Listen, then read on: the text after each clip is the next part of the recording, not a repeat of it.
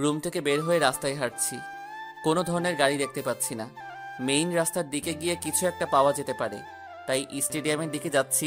মুজোগন্নি বাস স্ট্যান্ডে এসে একটা মাহিন্দ্রা পেলাম। রাতের বেলা দু একটা গাড়ি চলে জানতাম, তাই উঠে বসলাম। মাহিন্দ্রার মধ্যে বসা অবস্থায় মনির ভাই কল দিলেন। হ্যাঁ মনির ভাই। লিমন, তোদের রুমের দরজা তো ভিতর থেকে বন্ধ করা, ভিতরে বাতি জ্বলে, কিন্তু ডাকাডাকি করে কোনো শব্দ পাচ্ছি না। এখন কি করব? আপনি দরজা ভেঙে ভিতরে প্রবেশ করুন, তাড়াতাড়ি করুন মনির ভাই। সত্যি সত্যি যদি তেমন কিছু হয়ে যায় তাহলে আবার পুলিশের ঝামেলা হবে না তো? কারণ পুলিশ যদি তখন বলে যে আমি দরজা কেন ভেঙে প্রবেশ করলাম। না, কিছু হবে না। আমি তখন বলবো যে আমার নির্দেশে আপনারা দরজা ভেঙেছেন।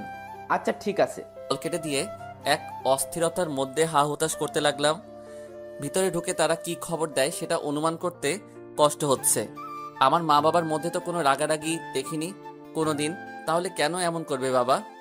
মিনিট 10 পরে মনির ভাই কল দিয়ে কাঁপা কাঁপা গলায় বলল, লিমন তুই কোথায়?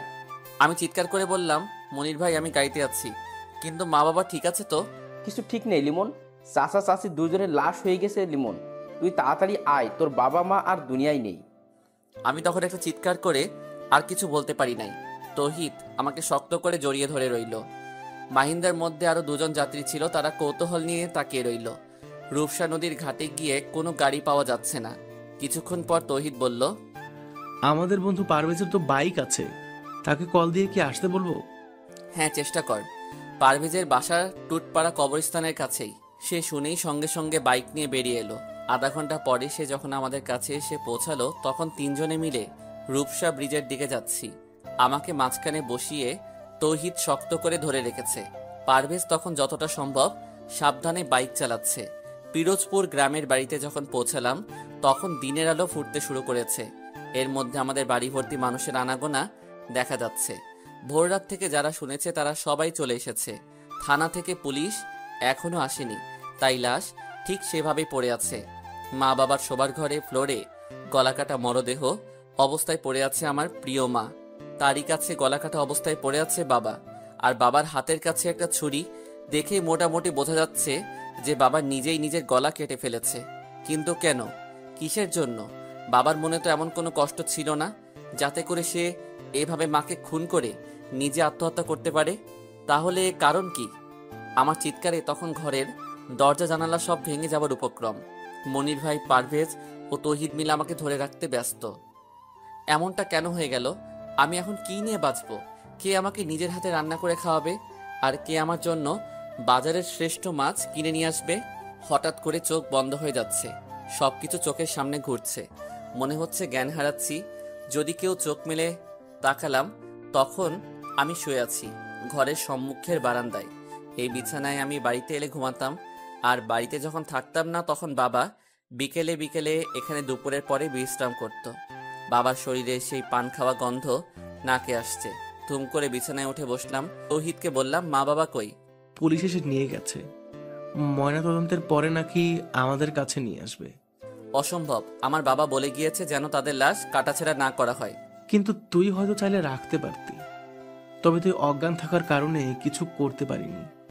আর পুলিশের কাছে আমি আর মনির ভাই যতটা জানি ততটাই বললাম।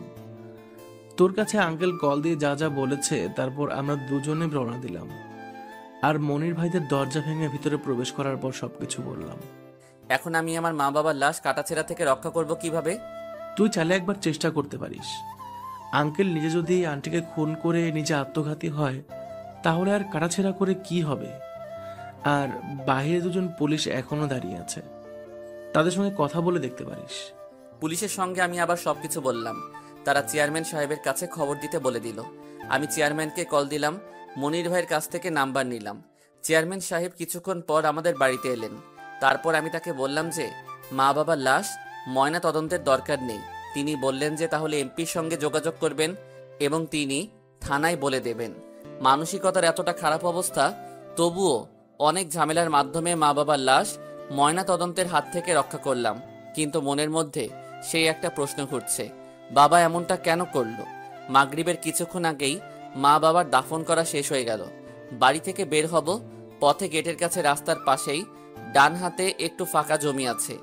বছর খানিক আগে একদিন সেখানে কিছু সুপারি গাছের চারা রোপণ করার সময় মা আমার সঙ্গে বলেছিল, তোর বাবা আর আমি মারা গেলে আমাদেরকে এখানে কবর দিস লিমন। আমরা তো মানুষ বেশি নয়, তুই বাড়ি থেকে বের হবার সময় আমাদের কবরে সালাম দিয়ে বের হতে পারবি।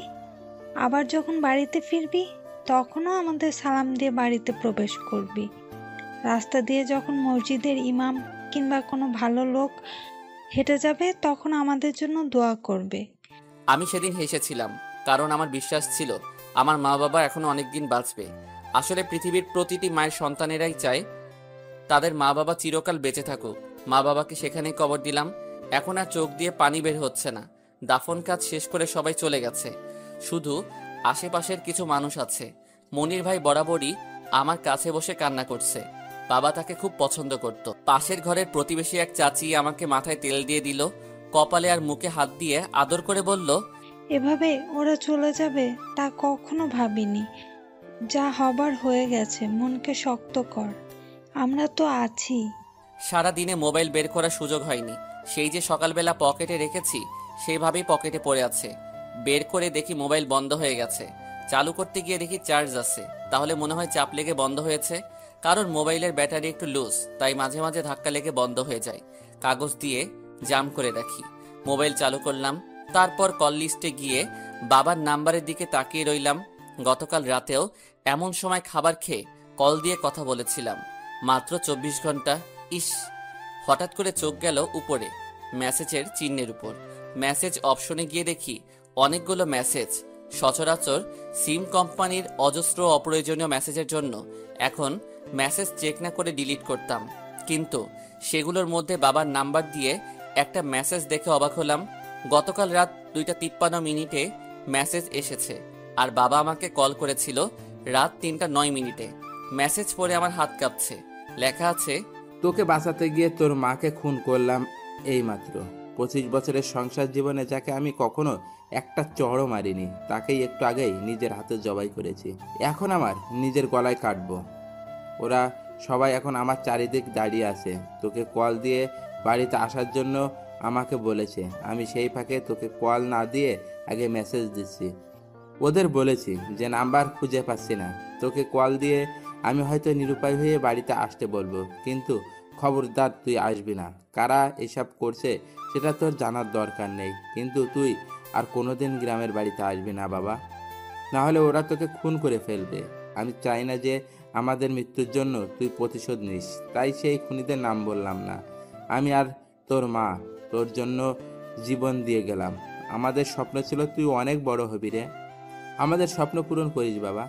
আকাশে বসে যেন তোকে দেখে আমি আর তোর মা হাসতে পারি। বাবার মেসেজ দেখে শরীর কাঁপছে। আমি তো এই মেসেজ গতকাল দেখিনি। বাবা আমাকে গ্রামের বাড়িতে আসতে নিষেধ করেছে, কিন্তু আমি তো না জেনে চলে এসেছি। তাহলে কি আমাকে এখন তারা খুন করবে? কিন্তু কারা খুন করবে? শেষ রাতের দিকে আমাদের ঘরে আগুন লাগিয়ে দেয় শত্রুরা। আমার 3 জন তখন ঘুমাচ্ছিলাম। ঠিক তখনই তৌহিদ আগুন আগুন বলে চিৎকার করতে লাগলো। আচ্ছা, আরেকটু খুলে বলি। তৌহিদ ও পারভেজ দুজনেই মেসেজ পড়ে চমকে গেল। তৌহিদ আস্তে করে কানে কানে বলল, এই কথা কাউকে কিছু বলিস না, কারণ এখন তোর আশেপাশের সবাইকে শত্রু মনে করতে হবে। মনিরুল ভাইদের বাড়ি থেকে রাতের খাবার রান্না করে পাঠানো হয়েছে। তৌহিদ ও পারভেজ সেই খাবার খেয়েছে। আমাকেও তৌহিদ নিজের হাতে ভাত মেখে 2 লোকমা খাইয়ে দিল। সমস্ত ঘরের মধ্যে মা বাবার স্মৃতি জড়িয়ে আছে। রাতের বেলা আমি তৌহিদ ও পারভেজ একসঙ্গে ঘুমালাম। মনির ভাই থাকতে চেয়েছিলেন, কিন্তু আমরা নিষেধ করেছি। রাত 10টার দিকে আমার স্কুলের শিক্ষক এসেছিলেন দেখা করতে। অনেক কিছু উপদেশ দিয়ে 25-30 মিনিট পরে বিদায় নিয়ে চলে গেলেন। কারা হতে পারে সেই খুনের আসামি? আমাকে মারার জন্য কেন তাদের পরিকল্পনা? বাবা কেন আমাকে এসব থেকে আলাদা হতে বলল?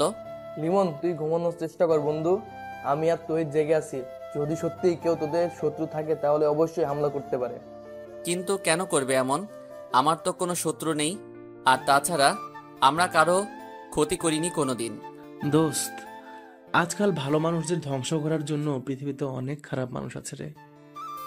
নিশ্চয়ই এখানে অনেক বড় কিছু ঘটনা আছে, তাই সেটা আমাদের খুঁজে বের করতে হবে। কিন্তু বাবা তো আমাকে গ্রামে আসতে নিষেধ করেছে, তাহলে কি বাবার শেষ অনুরোধ রাখতে পারবো না? তুই নিজে গ্রাম ত্যাগ করবি, কিন্তু গোয়েন্দা বা সিআইডি মোতায়েন করতে হবে। তারা অবশ্যই এই রহস্যের উন্মোচন করতে সক্ষম হবে, তখন সবকিছু পরিষ্কার হবে। এরপরই আমরা চুপচাপ শুয়ে রইলাম। বাহিরে ও ঘরের মধ্যে বৈদ্যুতিক বাতি জ্বলছে। মা বাবার কত স্মৃতি মনে পড়ে যাচ্ছে। চোখ বেয়ে অজান্তেই অগোচরে পানি বের হয়ে আসছে।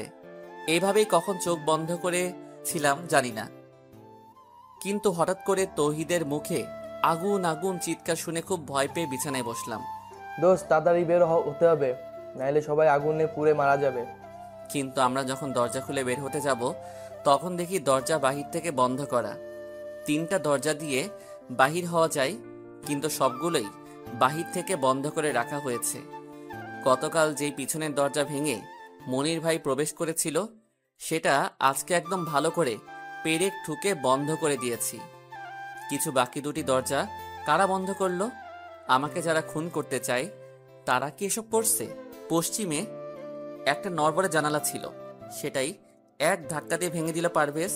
তারপর আমি, পারভেজ ও তৌহিদ বেরিয়ে গেলাম। আগুন সেই সময় প্রায় সমস্ত টিনের চালে ছড়িয়ে গেছে। ইটের দেয়াল হলেও কাঠ আর টিনের চালের ছাউনি দিয়ে ঘেরা ঘরটা চোখের সামনে পড়ছে। তৌহিদ ও পারভেজ দুজনেই সামনের দরজা বাহির থেকে খুলে পারভেজের বাইক বের করলো। আরও কিছু জিনিসপত্র বের করতে চেয়েছিল, কিন্তু পরিস্থিতি খুবই অস্বাভাবিক। আবারও সেই চিৎকার চেঁচামেচি শুনে গভীর রাতে অনেকেই ছুটে এসেছে। পানি ঢেলে আগুন নিভে যাবে, তাই পানি নিয়ে ব্যস্ত অনেকেই। আমি শুধু ঘরের সামনের আম গাছের গোড়ায় ঘাপটি মেরে বসে রইলাম। সকালবেলা পুলিশ এসেছে, আবার চেয়ারম্যান সাহেব নিজেও উপস্থিত হয়েছেন, কিন্তু মা বাবার স্মৃতি বিজড়িত ঘরটা দাঁড়িয়ে আছে পোড়া এক বীভৎস রূপ ধরে। আপনারা তখন কোথায় ছিলেন? আগুনের ঘটনা প্রথম কে দেখে? জি স্যার, আমি প্রথমে দেখতে পেয়েছি। আমার কান খুব পাতলা, ঘুমের মধ্যে পালানোরা শব্দটাও কানে আসে। আমি যখন শুনি যে টিন পড়ছে আর স্ক্রু একটা একটা করে পটপট করে ছুটছে, তখন চিৎকার করেছি। আপনারা বাইরে বের হওয়ার পর কেউ কি তখন এখানে ছিল বা আক্রমণ করতে চেয়েছিল? না স্যার, তেমন কিছু নয়। আমরা তো এখানে সম্পূর্ণ ফাঁকা দেখেছি। আচ্ছা লিমন সাহেব, আপনার মা বাবার সঙ্গে কারো শত্রুতা ছিল? যেহেতু এখন একটা আক্রমণ হয়েছে, তাও আমরা কিছু শত্রুদের সন্দেহ করি। তেমন কোনো শত্রু নেই যারা খুন করবে। আমরা সবসময় ঝামেলা এড়িয়ে চলতাম। জমি জমা নিয়ে কারো সঙ্গে কোনো বিবাদ ছিল নিজেদের মধ্যে বংশগত ব্যাপারে? জলিল চাচার সঙ্গে পূর্বপাড়ায় একটা রাস্তার পাশের জমি নিয়ে মামলা চলে। তবে বাবা সপ্তাহখানিক আগে বলছিল যে জলিল চাচা নাকি আমাদের জমি ফিরিয়ে দিতে রাজি হয়েছে। এমন তো হতে পারে সেই জলিল পরিকল্পনা করে ইচ্ছে করেই জমি ছেড়েছে, কারণ মনে মনে একদম খুন করার ষড়যন্ত্র ছিল। আমি সেটা জানি না। আপনার কি ধারণা, আপনার মা বাবা দুজনে আত্মহত্যা করেছে নাকি খুন করা হয়েছে? হ্যাঁ স্যার, লিমনের বাবা আমাকে কল করার আগে একটা মেসেজ দিয়েছিল, কিন্তু সেই মেসেজ চেক করা হয় নাই বলে জানতাম না। তাকে কেউ খুব ভয় দেখিয়ে আত্মহত্যা করতে বাধ্য করেছে। ও মাই গড, বলেন কি? দারোগা সাহেব মেসেজটি জোরে জোরে পড়লেন। চেয়ারম্যান সাহেব গভীর চিন্তার মধ্যে হারিয়ে গেল, সেটা বোঝা যাচ্ছে। জলিল মিয়াকে ভালো করে জিজ্ঞেস করতে হবে বলে দারোগা সাহেব বাজারে চলে গেলেন। দুপুর পর্যন্ত অনেকেই আমাদের বাড়িতে ছিলেন। দুপুরে খাবার খেলাম প্রতিবেশী মনু আর কাকার বাড়িতে। কাকিমা রান্না করে ডেকেছিল, কিন্তু আমি যাইনি বলে পাঠিয়ে দিয়েছে। বিকেলের দিকে পারভেজ খুলনা চলে গেল, তবে আমাকে নিয়ে যাবার খুব চেষ্টা করেছে। তুই এখানে থাকলে কিন্তু অনেক বিপদে পড়বি লিমন। তার চেয়ে খুলনা বরং শহরে চল তাড়াতাড়ি, তাহলে সেখানে মোটামুটি নিরাপত্তা আছে। কিন্তু সেখানে আঙ্কেল নিজে তোকে আসতে নিষেধ করেছে। সেখানে তুই কি করবি দোস্ত? নিজের জীবনের বিপদ ডেকে এনে ভুল করিস না বন্ধু, চল আমার সঙ্গে। আমি রহস্যের শেষ দেখে যেতে চাই পারভেজ। কারা আমার মা বাবা সর্বনাশ করেছে, আমি সেই গোপনীয় সবকিছু পরিষ্কার করতে চাই, না হলে শান্তি নেই। তুই বরং সাজু ভাইয়ের সাহায্য নিতে পারিস। তোর মনে আছে সাজু ভাইয়ের কথা? হ্যাঁ মনে আছে, কিন্তু তিনি কি আসবেন আমার মা বাবার খুনের রহস্য বের করতে? আমাকে কে বা কারা খুন করতে চায় সেই রহস্যের উন্মোচন কি সাজু ভাই করতে পারবে? আমার বিশ্বাস তিনি পারবেন, কারণ সাজু ভাই হচ্ছে ঠান্ডা মাথার এক রোমান্টিক মানুষ। সকলের সঙ্গে কত সুন্দর মিল, তাই না? সেবার যখন তিনি খুলনা এসেছিলেন তোমাদের ম্যাচের মধ্যে, তখন তো আমরা সবাই দেখা করতে। সাজু ভাই, সজীব ভাই, শফিক ভাই আর রকি ভাই এরা সবাই যে রুমে থাকতো, এখন আমরা সেই রুমেই থাকি। বললাম, ঠিক আছে পারভেজ, তুই বরং এখন সন্ধ্যা হবার আগে চলে যা। আমি আর তৌহিদ আগামীকাল সকালে খুলনা আসবো। তারপর সাজু ভাইয়ের সঙ্গে যোগাযোগ করে সবকিছু তাকে জানাবো। তাহলে রাতে থাকতে হবে কেন? মনির ভাই বললেন যে আজকে নাকি রাতের বেলা তিনি কিছু জরুরি কাগজপত্র দেখাবেন, সবকিছু আমাদের জমি জমার বিষয়ে, আর সেই সঙ্গে কিছু গোপনীয় কথা জানাতে চাই। তাহলে এখন দিনের বেলা সমস্যা কি? আমরা যে কতটা বিপদের মধ্যে তা কি সে জানে না? তাদের বাড়িতে সমস্যা হবে না পারভেজ, আর শুধু শুধু চিন্তা করিস না তো। ঠিক আছে, সাবধানে থাকিস আর আগামীকাল সকালে উঠে রওনা দিস লিমন। আচ্ছা ঠিক আছে। সন্ধ্যার খানিকটা আগে বাজারের মধ্যে গেলাম আমি আর তৌহিদ। কিছুক্ষণ দাঁড়িয়ে থাকার পর একদম কর্নারের হোটেলের মালিক শাহজাহান কাকা আমাকে ডাকলেন। আমি তার কাছে যেতেই তিনি আমাকে নিয়ে হোটেলের পিছনে গেলেন। তার সঙ্গে সঙ্গে আমিও গেলাম। তোমার মা বাবার ঘটনার জন্য সবাই স্তব্ধ হয়ে গেছে, তাই সান্ত্বনা দেওয়ার ভাষা জানা নেই। কিন্তু তোমাকে কিছু গোপনীয় কথা জানাতে চাই, মনোযোগ দিয়ে শুনবে, তবে আমার কথা কাউকে বলবে না। কি কথা শাহজাহান কাকা? তোমার জলিল চাচার সঙ্গে ওপারে যে জমি নিয়ে মামলা ছিল সেটা কেন শেষ হয়েছে জানো? না তো। তোমার বাবা জলিল মিয়াকে ওই জমির জন্য টাকা দিয়েছে নতুন করে। কিন্তু ওটা তো আমাদের জমি, তাহলে কেন বাবা আবার টাকা দিবে? কারণ জমিটা নাকি তোমার খুব পছন্দের। তুমি নাকি সেখানে একটা পার্কের মতো মনোরম স্থান বানিয়ে বাগান করতে চাও। হ্যাঁ, কিন্তু তোমার বাবা আমাকে বলেছিলেন যে তোমার নাকি খুব ইচ্ছে ওখানে বাগান করবে, তাই তিনি অনেক চেষ্টা করেও জমিটা রক্ষা করতে চেয়েছে, কিন্তু নিজেই। জমির বিনিময়ে যদি জলিল চাচা টাকা নিয়ে থাকে তাহলে আবার ঝামেলা কিসের? সেখানেই ঝামেলা লিমন। আমি তো হোটেলের মানুষ, তাই অনেক কিছু জানি। কারণ বাংলাদেশের মধ্যে হোটেল বা চায়ের দোকানে সবচেয়ে বেশি আলোচনা হয়, দলীয় বা বিরোধী দলীয় সকল পক্ষের কথা জানা যায়। সকালে এক গ্রুপ আর বিকেলে অন্য গ্রুপ। আপনি কি তেমন কিছু জানেন? না বাবা, তবে আমারও পরিবার আছে, তাই বেশি কিছু বলে বিপদে পড়তে চাই না। যতটুকু বললাম ততটুকু দিয়ে খুঁড়তে আরম্ভ করো। কিছু খুঁড়তে আরম্ভ করো, সাপ এমনিতেই বের হবে। এতটুকু লিখে একটু দম নিল লিমন। তারপর আবারও লিখতে আরম্ভ করলো। বাজার থেকে আমি, তৌহিদ আর মনিরুল ভাই ফিরে আসলাম। জলিল চাচার কথা কাউকে কিছু বলিনি এখনো। সাজু ভাই, আমি শুধু আপনার কাছে এগুলো জানিয়ে দিচ্ছি। বাড়িতে ফিরে এসে বারবার মনে হচ্ছে যে বিকেলে পারভেজের সঙ্গে চলে গেলে ভালো হতো, কারণ রাত যতই গভীর হচ্ছে ততই ভয় লাগছে। সবাই খাবার খেয়ে এখন ঘুমিয়ে আছে। রাত 11টা পেরিয়ে গেছে, আর গ্রামের বাড়িতে রাত 11টা মানে হচ্ছে অনেক রাত্রি। আমার কেন যেন মনে হচ্ছে আজকে রাতের মধ্যে আমারও কিছু একটা হয়ে যাবে। তেমন কোনো কারণ নেই, তবে বারবার সেটাই মনে হচ্ছে। হয়তো মনের ভয়, কিন্তু মনে হচ্ছে সেটা সত্যি। তাছাড়া ক্ষুদ্র একটা কারণ আছে। একটু আগে হঠাৎ করে জানালার পর্দার আড়ালে কাউকে দাঁড়িয়ে থাকতে দেখেছি। আমি আস্তে আস্তে জানালার কাছে গেলাম, আর তখন কারো পায়ের শব্দ দ্রুত সরে যেতে শুনতে পেলাম। তৌহিদকে সেই কথা বললাম, কিন্তু সে তেমন গুরুত্ব না দিয়ে ঘুমিয়ে আছে। গতকাল আর পরশু রাতে বেচারা ভালো ঘুমাতে পারে নাই, তাই এখন মনে হয় তাকে ঘুমে গ্রাস করেছে। আমি অবশ্য চাইলে ঘুমাতে পারি না। তাছাড়া জানালার ঘটনাটা খুব ভাবাচ্ছে আমাকে, তাই যতক্ষণ সম্ভব জাগ্রত হয়ে থাকতে চাই। পরশু রাত 3টায় বাবার সেই কল করার পর থেকে যা যা ঘটেছে সব কিছু সাজিয়ে লিখে দিলাম সাজু ভাই। সত্যি বলছি, আমার খুব ভয় করছে। যদি রাতের মধ্যে বা যে কোনো সময় আমি খুন হয়ে যাই, তাহলে সেই খুন আর মা বাবার খুনের রহস্য বের করার দায়িত্ব আপনার। আপনার এক ছোট ভাই হয়ে সেই দায়িত্ব আপনাকে দিলাম। আশা করি আপনি আসবেন। আমার বন্ধু পারভেজ, তৌহিদ ও আমার নিজের নাম্বার দিয়ে রাখলাম। যদি তৌহিদও আমার নাম্বারে না পান, তাহলে পারভেজের নাম্বারে কল দেবার অনুরোধ রইল। ইতি মোহাম্মদ লিমন, পিরোজপুর। গতকাল রাতে সাজু ভাইয়ের শরীর অসুস্থ ছিল, তাই তাড়াতাড়ি ঘুমিয়ে গেছিল, আর সকালবেলা অনেক দেরি করে ঘুম থেকে উঠেছে। তারপর ফ্রেশ হয়ে মোবাইলের মেসেঞ্জারে আসতে প্রায় দুপুর 12টা। অনেক পাঠক পাঠিকার মেসেজ এসে জমা হয়েছে। কেউ কেউ এখনো অ্যাক্টিভ, আবার অনেকে আনঅ্যাক্টিভ। সবগুলোর একটু সংক্ষিপ্ত রিপ্লাই করতে করতে হঠাৎ করে গতকাল রাত 12টার মেসেজ চোখে পড়ল। এমডি লিমন আইডি দিয়ে এত বড় একটা মেসেজ এসেছে, সম্পূর্ণ ঘটনা এখানে বর্ণনা করা। সে রাত 3টায় কল দিয়ে কথা বলা, শুরু থেকে গতকাল রাত পর্যন্ত ঘটে যাওয়া ঘটনার বর্ণনা। খুব মনোযোগ সহকারে সম্পূর্ণ ঘটনা পড়ল সাজু ভাই। তারপর বেশ কিছু সময় চোখ বন্ধ করে কিছু ভাবতে লাগলো। তৌহিদ ও লিমন দুজনের নাম্বার সত্যি সত্যি বন্ধ দেখাচ্ছে, তাই পারভেজের নাম্বারে কল দিল সাজু ভাই। বেলা তখন দুপুর 12টা 34। আসসালামু আলাইকুম, কে বলছেন? ওয়ালাইকুম আসসালাম, সাজু ভাই বলছি। তুমি কি লিমনের বন্ধু পারভেজ? জি ভাই, কেমন আছেন ভাইজান? আপনার কথা গতকাল রাতেও লিমনের সঙ্গে আলোচনা করেছি, কিন্তু আপনি নিজেই আজকে আমাকে কল দিলেন। ভাইজান, আমার বন্ধু খুব বিপদ, একটু সাহায্য করবেন? তোমার বন্ধু লিমন গতকাল রাতে আমাকে সম্পূর্ণ ঘটনা টেক্সট করেছে, কিন্তু আমি একটু অসুস্থ তাই রাতে রিপ্লাই করতে পারিনি, আর সকালেও অনলাইনে ছিলাম না। তোমার বন্ধু লিমন কেমন আছে? ভাই একটুও ভালো না। কেন?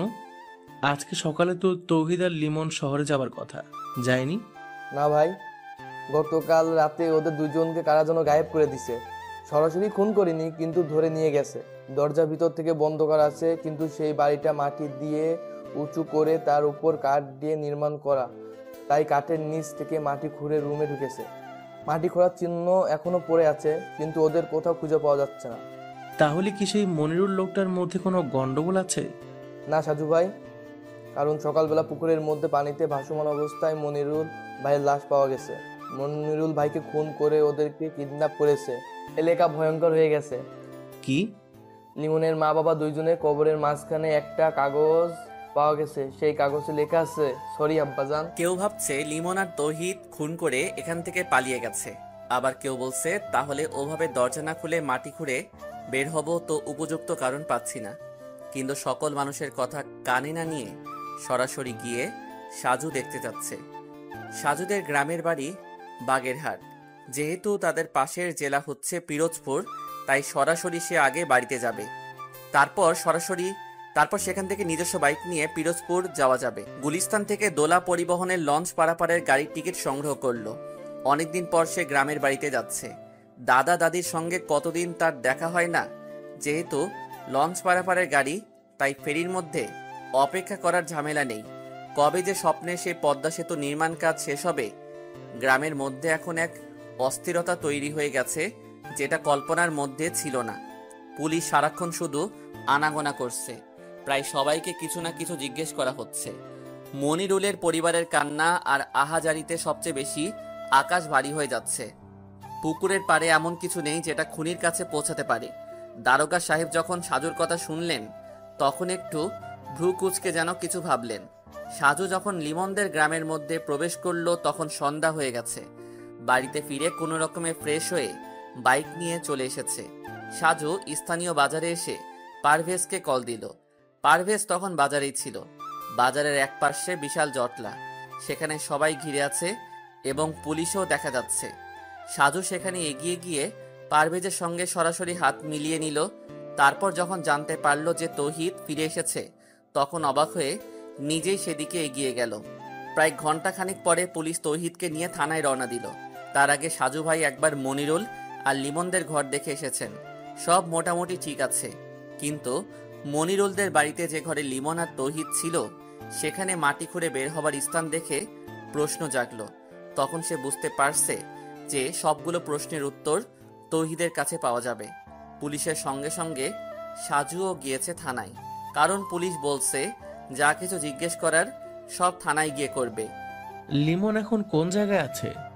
আর সেদিন রাতে তোমরা কিভাবে কি করেছো?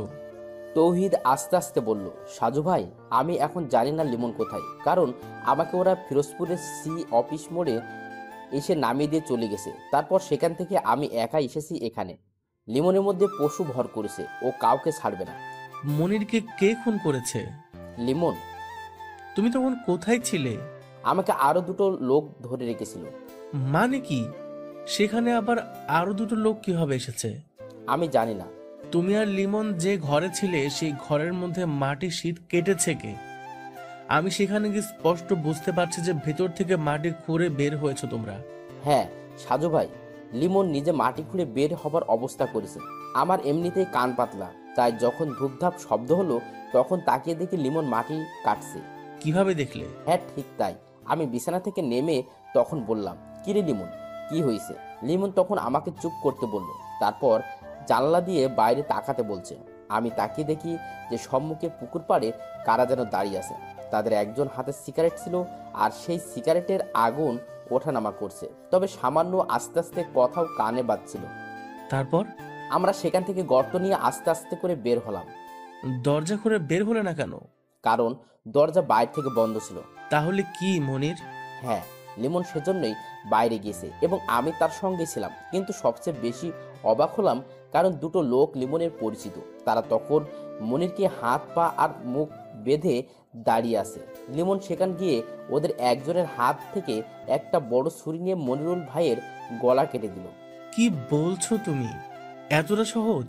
আর লিমনের সঙ্গে তাদের কিসের সম্পর্ক? আমি জানি না, আমি এতটা হতভম্ব হয়ে গেছি যে সেখানে অজ্ঞান হয়ে মাথা ঘুরে পড়লাম। আর তারপর যখন হুঁশ হয়েছে তখন আমি একটা টিন দিয়ে ছাউনি করা ঘরের মধ্যে বন্দি। লিমন সেখানে ছিল না? না, তবে আরেকটা লোক এসেছিল কিছুক্ষণ পরে, আর তিনি বলেছেন যে আমাকে নাকি তারা পাঠিয়ে দেবে, তবে শহরের মধ্যে ছেড়ে দেবে, কারণ গ্রামের মধ্যে নিয়ে গেলে প্রচুর ঝামেলা হতে পারে। লিমনের কথা জিজ্ঞেস করনি? হ্যাঁ, তারা বলল আমি লিমনের বন্ধু, তাই তারা আমাকে বাঁচাতে দিচ্ছে, না হলে আমাকেও শেষ করে দিত। আমি যেন ফিরোজপুরে থেকে সরাসরি খুলনা শহরে চলে যাই আর কাউকে কিছু না বলি। যদি কিছু বলি তাহলে আমারও প্রচুর বিপদের মুখে পড়তে হবে। লিমন নাকি তার মা বাবার খুনি কে সেটা জানতে পেরেছে, তাই এক এক করে সবাইকে হত্যা করতে চায়ও। আর যেহেতু তার বাবা তাকে এসব খুনোখুনি করতে নিষেধ করেছে, তাই সরি আব্বাজান ব্যবহার করবে। কিছুটা বুঝতে পারছি, কিন্তু এখনো অনেক কিছু জানার বাকি। তবে লিমনের সঙ্গে যোগাযোগ করা আমার খুব দরকার। যিনি আমাকে এখানে আসার জন্য অনুরোধ করছে সে নিজেই এখন... আমি এসব বলতে চাই নাই, কিন্তু গ্রামের সবাই আর পুলিশ আমাকেও সন্দেহ করেছে, তাই এখন বাধ্য হয়ে বলছি। ঠিক আছে, তুমি আপাতত পুলিশের হেফাজতে থাকো, তারপর দেখি কি করা যায়। আচ্ছা ঠিক আছে সাজু ভাই, কিন্তু লিমন যে এভাবে পরিবর্তন হবে কখনো ভাবিনি। মাত্র কিছু সময়ের মধ্যে কিভাবে কি হয়ে গেল, আর তার সঙ্গে লোক দুটো যুক্ত আছে, কি ভয়ঙ্কর। থানা থেকে বের হয়ে সাজু নিজের এলাকায় চলে এসেছে। রাতের মধ্যে সেই গ্রামে থাকার কোনো মানে হয় না। আর পারভেজ তো থানায় আসার আগেই বিদায় নিয়ে চলে গেছে। রাত 10টার দিকে বাড়িতে ফিরে ডিনার করে নিজের বিছানায় শুয়ে সজীবের কাছে কল দিল। আসার পথে সজীব কল দিছিল, কিন্তু তখন কথা বলতে পারে নাই। হ্যাঁ সজীব, কি খবর? বেশি ভালো না সাজু। কেন? রুহির মা অসুস্থ, তাকে ঢাকা মেডিকেল কলেজ হাসপাতালে ভর্তি করা হয়েছে। রুহি এখন সেই হাসপাতালে আছে। আমি তো চট্টগ্রামে আছি, আর তুই আজকে নাকি বাড়িতে গেলি। হ্যাঁ, পিরোজপুরে একটা মামলার মধ্যে জড়িয়ে যাওয়ার সম্ভাবনা আছে, তবে আগের চেয়ে এটা বেশ জটিল মনে হচ্ছে। কি রকম? ছেলেটা খুলনায় আমরা যেই মেসে ছিলাম সেই মেসেই থাকে। ওর মা বাবা দুজনেই যে কোনো অদৃশ্য কারণে আত্মহত্যা করেছে, কিন্তু সেগুলোর পেছনে একটা চক্র কাজ করছে। তাদের সন্দেহ করে এখন ওই ছেলে খুন করা শুরু করেছে। বেশি জটিল সমস্যা। হ্যাঁ, আর একা একা ভালো লাগে না। রকি বা তুই যে কোনো একজন সঙ্গী হলে ভালো হতো। তাহলে ছুটি নিয়ে আসবো নাকি? যদি পারিস তবে বেশ ভালো হবে। ঠিক আছে, কালকে অফিসে গিয়ে দেখি। অনেক ধন্যবাদ বন্ধু। আচ্ছা, তুই একটু সময় করে রুহির কাছে কল দিয়ে কথা বলিস। বেচারির বাবার তো তোর জন্য ফাঁসি হয়ে গেল, এখন তার মা অসুস্থ হয়ে গেছে, তাই খুব কান্না করছে। আচ্ছা ঠিক আছে। 3-4 দিন ধরে শরীরে হালকা জ্বর, গতকাল রাতে তাই তাড়াতাড়ি ঘুমিয়েছিল। আজকে ভ্রমণ করে আরও বেশি ক্লান্ত লাগছে, তাই বিছানায় শুয়ে একটু পরেই ঘুমিয়ে গেল সাজু ভাই। সকালবেলা 10:30টার দিকে ঘুম ভেঙে গেল, তাও আবার দাদির ডাকাডাকিতে। দাদির কাছে জানতে পারল যে কে যেন তার সঙ্গে দেখা করতে এসেছে। বাহিরে এসে সাজু তাকে চিনতে পারছে না, তবে লোকটা বেশ বয়স্ক।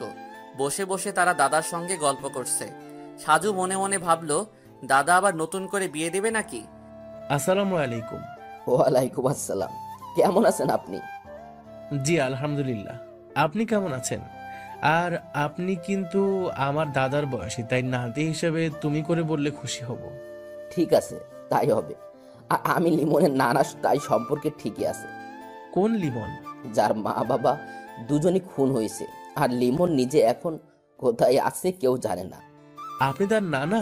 হ্যাঁ, তবে আপন নানা নয়, ওরা মায়ের সম্পর্কে চাচা হই আমি। লিমনের নানা মারা গেছে অনেক আগেই, তারপর থেকে ওর মাকে আমি মানুষ করেছিলাম। বুঝতে পেরেছি, কিন্তু আমি গতকালই লিমনের সেই মোটরসাইকেলওয়ালা বন্ধুর কাছে শুনেছি যে সে সাজু নামের এক গোয়েন্দা আসবে। সারাদিন অপেক্ষায় রইলাম, কিন্তু যখন এলে তখন দেখা করতে পারলাম না। কিন্তু কেন? আজ সকালে থানায় গিয়ে তোমার বিষয় জানতে পারি। তবে গতকালই লিমনের বন্ধুর কাছে শুনেছি তোমার বাসা বাগেরহাট আর এই উপজেলায়। আমি এক সময় ফিরোজপুর জেলা স্কুলের শিক্ষক ছিলাম। আমার এক ছাত্র আছে তোমাদের এই গ্রামের মধ্যে। আজকে সকালে যখন তাকে তোমার নাম করে জিজ্ঞেস করেছি তখন সে তোমার ঠিকানা দিয়েছে। আমাকে এতটা জরুরি ভিত্তিতে খুঁজে বের করার কারণ কি? লিমনের মা বাবার বিপদের আশঙ্কা আমি আগে করেছিলাম, আর তারাও জানতো লিমনের বাবার কাছে একটা স্বর্ণের পুতুল আছে, খাঁটি স্বর্ণের পুতুল। বলেন কি? কিভাবে কি? এমন সময় সাজুর মোবাইল বেজে উঠল। নাম্বার দেখে চিনতে পারল সাজু। গতকাল রাতে থানা থেকে বের হওয়ার সময় সাজু ভাই থানার দারোগা সাহেবের নাম্বার নিয়ে এসেছেন এবং তার নিজের নাম্বারও দিয়ে এসেছে। Hello sir. সাজু সাহেব, আপনি কোথায়? আমি তো বাড়িতে, আপনি? আমি এখন সেই লিমনদের গ্রামের মধ্যে তাদের স্থানীয় বাজারে আছি। লিমন তো আজকে রাতে এই বাজারের হোটেল মালিক শাহজাহানের নামের লোকটাকে খুন করেছে। কি? আর কিভাবে নিশ্চিত হলেন খুনটা যে লিমন করেছে? লাশের পাশে চিরকুট ছিল সরি আব্বাজান, আর আপনাকে উদ্দেশ্য করে কিছু কথার লেখা। আমাকে উদ্দেশ্য করে? হ্যাঁ সাজু সাহেব। কি লেখা আছে সেখানে? লেখা আছে, সাজু ভাই আমাকে ক্ষমা করবেন প্লিজ। আপনাকে যখন আমি ডেকেছি তখনও আমি রহস্য জানতাম না, কিন্তু এখন আমার চোখের সামনে সব কিছু পরিষ্কার, তাই আপনার কোনো সাহায্যের দরকার নেই। আমার মা বাবার হত্যার বিচার আমি নিজেই করব। খুব ভালো হয় যদি আপনি আর আমাদের গ্রামে না আসেন, কারণ আপনি থাকলে আমার ঝামেলা হবে। তাই আপনাকে সাবধান করে দিচ্ছি, আমার পথের মধ্যে যদি কোনো বাধা হয়ে দাঁড়ান তাহলে কিন্তু আপনাকেও বিপদে পড়তে হবে। তৌহিদকে মেরে ফেলা উচিত ছিল, শালাকে বন্ধু ভেবে ছেড়ে দিছি, আর সে সব কিছু বলে দিয়েছে। ভেবেছিলাম যে লুকিয়ে লুকিয়ে প্রতিশোধ নিতে পারবো, কিন্তু ওর জন্য আর হলো না। তৌহিদকে সাবধানে থাকতে বলবেন, কারণ ওকে নিষেধ করার পরও যখন সব কিছু বলে দিয়েছে তখন কিছুটা মূল্য দিতে হবে তাকে। এই শাহজাহান কাকা আমার বাবার সঙ্গে বেইমানি করেছে, বাবার কাছ থেকে পুতুলের কথা জেনে সেটা আরেকজনকে বলে দিয়েছে, তাই একে ঘুম পাড়িয়ে দিলাম। এখনো অনেক কিছু ঘটনার বাকি আছে, তবে খেলাটা আমি খেলতে চাই। দারোগা সাহেব, আমার মনে হচ্ছে যে লিমন এগুলো করছে না। আপনি কি লিমনের বন্ধু তৌহিদকে ছেড়ে দিয়েছেন নাকি আপনার হেফাজতে আছে? আমার কাছে আছে। তাকে আটকে রাখুন।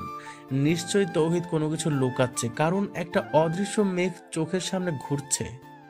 দেখুন, সেটা হয়তো সম্ভব না। উপর মহল থেকে সকালবেলা কল এসেছে, তাই তৌহিদকে ছেড়ে দিতে হবে। মানে তৌহিদের উপরে লোক আছে? হ্যাঁ, তার এক আঙ্কেলের সঙ্গে এমপি সাহেবের খুব ভালো সম্পর্ক আছে, তাই এমপি সাহেবের সুপারিশে ছাড়তে হবে। নিশ্চয়ই কোনো ঝামেলা আছে, না হলে তো এমন ছোট্ট বিষয় নিয়ে এমপি সাহেবের মাথা ব্যথা হবার কোনো কারণ নেই। আরেকটি কথা সাজু সাহেব, জি বলেন।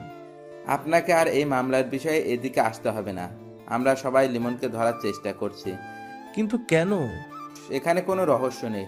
সকালবেলা আমরা অর্ডার পেয়েছি যে লিমনকে যে কোনো মূল্য ধরে ফেলতে হবে, কারণ নিজের মা বাবার জন্য সে এখন হিংস্র মরিয়া হয়ে গেছে। সেই জন্য তাকে এই মুহূর্তে থামানো দরকার। আপনি কি লিমনের বাবার কাছে একটা পুতুল ছিল সেই বিষয়ে কিছু জানেন? কিসের পুতুল? স্বর্ণের পুতুল। না, জানতাম না, কিন্তু লিমনের চিঠিতে পুতুলের কথা উল্লেখ করা হয়েছে। ঘটনা কি? আমিও সঠিক জানি না, তবে সত্যি সত্যি যদি লিমনের বাবার কাছে সেই স্বর্ণের পুতুল থাকে তাহলে সেটা তিনি কোথায় পেলেন সেটা আগে জানতে হবে আমাদের। তারপর সেই পুতুল এখন কোথায় আছে আর তার সঙ্গে লিমনের নিজের জীবনের কোনো বিপদ আছে কিনা সেটা বের করতে হবে। কিন্তু আপনাকে তো এখন এইসবের মধ্য থেকে দূরে থাকতে বলা হয়েছে।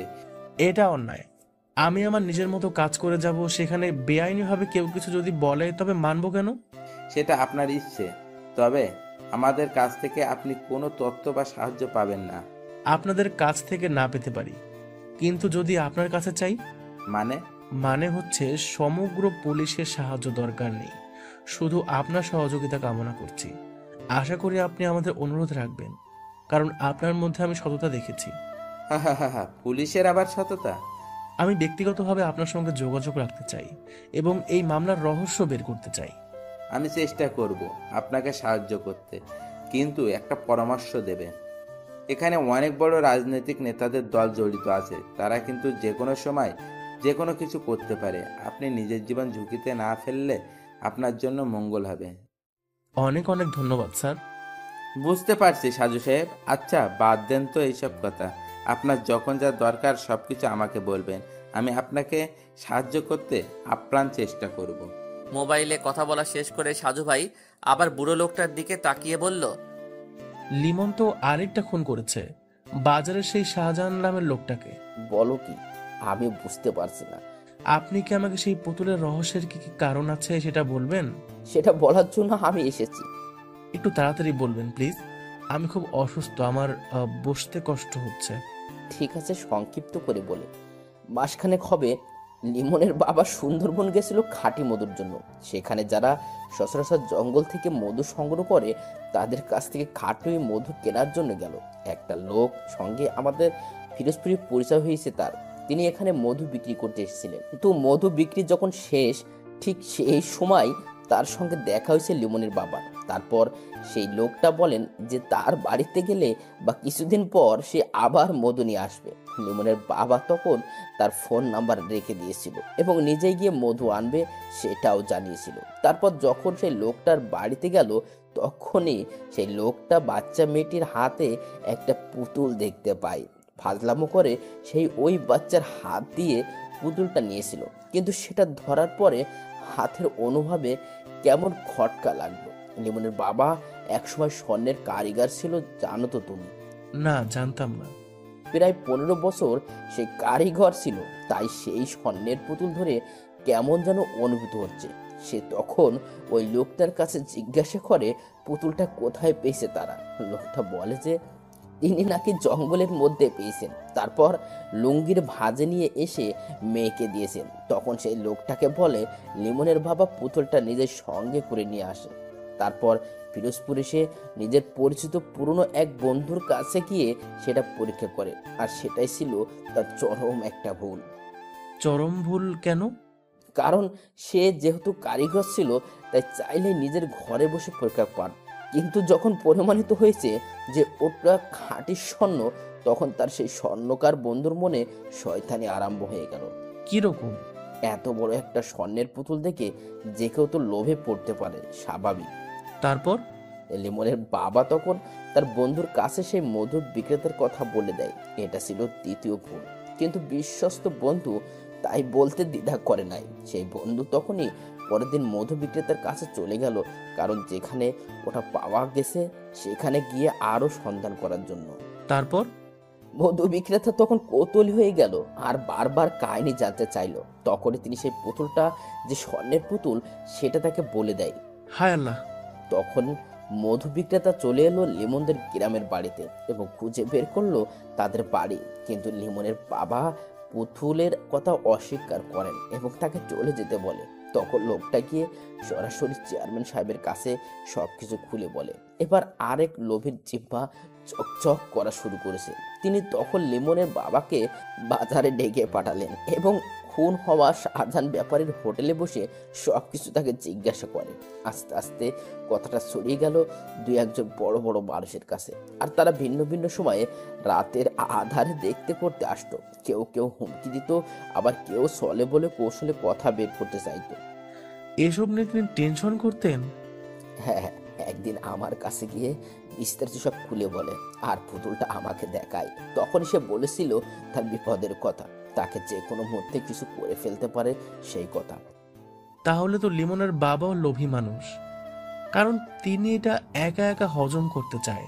হ্যাঁ ঠিক, আমি তাকে সেটাই বোঝাতে চেষ্টা করেছি, কিন্তু সে আমাকে ভুল বুঝে চলে আসে। তারপর এর মাত্র 3 দিনের মাথায় এমন একটা মর্মান্তিক ঘটনা ঘটে গেল। সেই পুতুল কোথায় কেউ জানে? এখন পর্যন্ত না, লিমনের বাবা সেটা নিজে মনে হয় লুকিয়ে রেখেছে। এই সমস্ত ঘটনা পুলিশের কাছে না বলে কেন আমাকে বলতে এসেছেন জানতে পারি? পুলিশের ওপর বিশ্বাস নেই, আর তোমার বিষয় যখন জানলাম যে তুমি মোটামুটি বড়লোক বাবার সন্তান, তোমার বাবা লন্ডনে থাকে, আর তাছাড়া তুমি গোয়েন্দা, তাই বলতে ইচ্ছা করছিল। হয়তো সে খুনের রহস্য উন্মোচন করতে পারবে। তার তোমাকে সেই পুত্রের রহস্য নিয়ে এগোতে হবে। সেটাই তো বুঝতে পারছি না। আমি এখন আসি, বেলা প্রায় দুপুর পেরিয়ে গেল। না না, দুপুরে খাওয়া দাওয়া করে যান। না, আমি চলে যাব, কিন্তু অবশ্যই আবার তোমার সঙ্গে দেখা হবে। ঠিক আছে। লিমনের যখন জ্ঞান ফিরেছে তখন সে একটা বন্ধ রুমে বন্দি, সম্পূর্ণ নতুন স্থান। এমন ঘরের মধ্যে সে কিভাবে এসেছে সেটাই তো বুঝতে পারছে না। বিছানার পাশে একটা চেয়ারে লাল গেঞ্জি পরে একটা লোক বসে আছে। তাকে চোখ মেলে যখন নড়াচড়া করতে দেখলো তখন শরীর ঝাড়া দিয়ে বলল, ডাক্তারের কথা তাহলে মিলে গেছে? কে আপনি, আর আমি এখানে কেন? আমি কে সেটা তোমার না জানলেও চলবে, তবে তুমি এখানে আসো কারণ তোমাকে এখন পুলিশের লোকজন হন্যে হয়ে খুঁজছে। পুলিশ? আমাকে? কিন্তু কেন? মনির ও শাহজাহান নামের হোটেল মালিকের খুন করার অপরাধে তুমি এখন মোস্ট ওয়ান্টেড আসামি। আমি কখন খুন করেছি? সেদিন রাতে আমি তো ঘুমিয়েছিলাম, তারপর তো কিছু মনে নেই। হা হা হা, তোমাকে অজ্ঞান করে রাখা হয়েছিল কারণ তোমার স্থানে অন্য কেউ খুন করবে, আর সেই খুনের দায় পড়বে তোমার উপর। তারপর হতে তুমি হবে নিরুপায়, এবং সেই নিরুপায় জীবন থেকে বাঁচতে হলে তোমাকে আমাদের বসের কথা মেনে চলতে হবে। বস? বস কে? সেটা তো বলা যাবে না। আমাকে যতটুকু বলতে বলা হয়েছে ততটুকুই বললাম। তোমার মা বাবার মৃত্যুর জন্য দায়ী লোকের মধ্যে দুজন অলরেডি কবরে চলে গেছে। তোমার অবর্তমানে আমাদের বস নিজেই অন্য কাউকে দিয়ে কাজ করাচ্ছেন। তাতে আপনার বসের লাভ কি? তোমার বাবার কাছে একটা স্বর্ণের পুতুল ছিল, তিনি সেটা কোথায় রেখে দিয়েছে সেটা জানতে হবে। স্বর্ণের পুতুল? হ্যাঁ। এমন সময় একটা মেয়ে রুমের মধ্যে প্রবেশ করলো। তার হাতে ট্রেতে চায়ের কাপ, নাস্তার ব্যবস্থা আছে। লোকটা তখন মেয়েটার দিকে তাকিয়ে বলল, আমি একটু বসের সঙ্গে মোবাইলে কথা বলে আসি, তুমি ততক্ষণ একে নাস্তা করতে দাও। আর ভয় নেই, আমি দরজার বাইরেই আছি, যদি সে পালাতে চায় তাহলে। আমার নাম নাসরিন জাহান, তোমার নাম কি? কে আপনি? এটা আবার কারোর নাম হয় নাকি? একদম হাসবেন না। আপনি কে? আমাকে কেন এখানে আটক করা হয়েছে?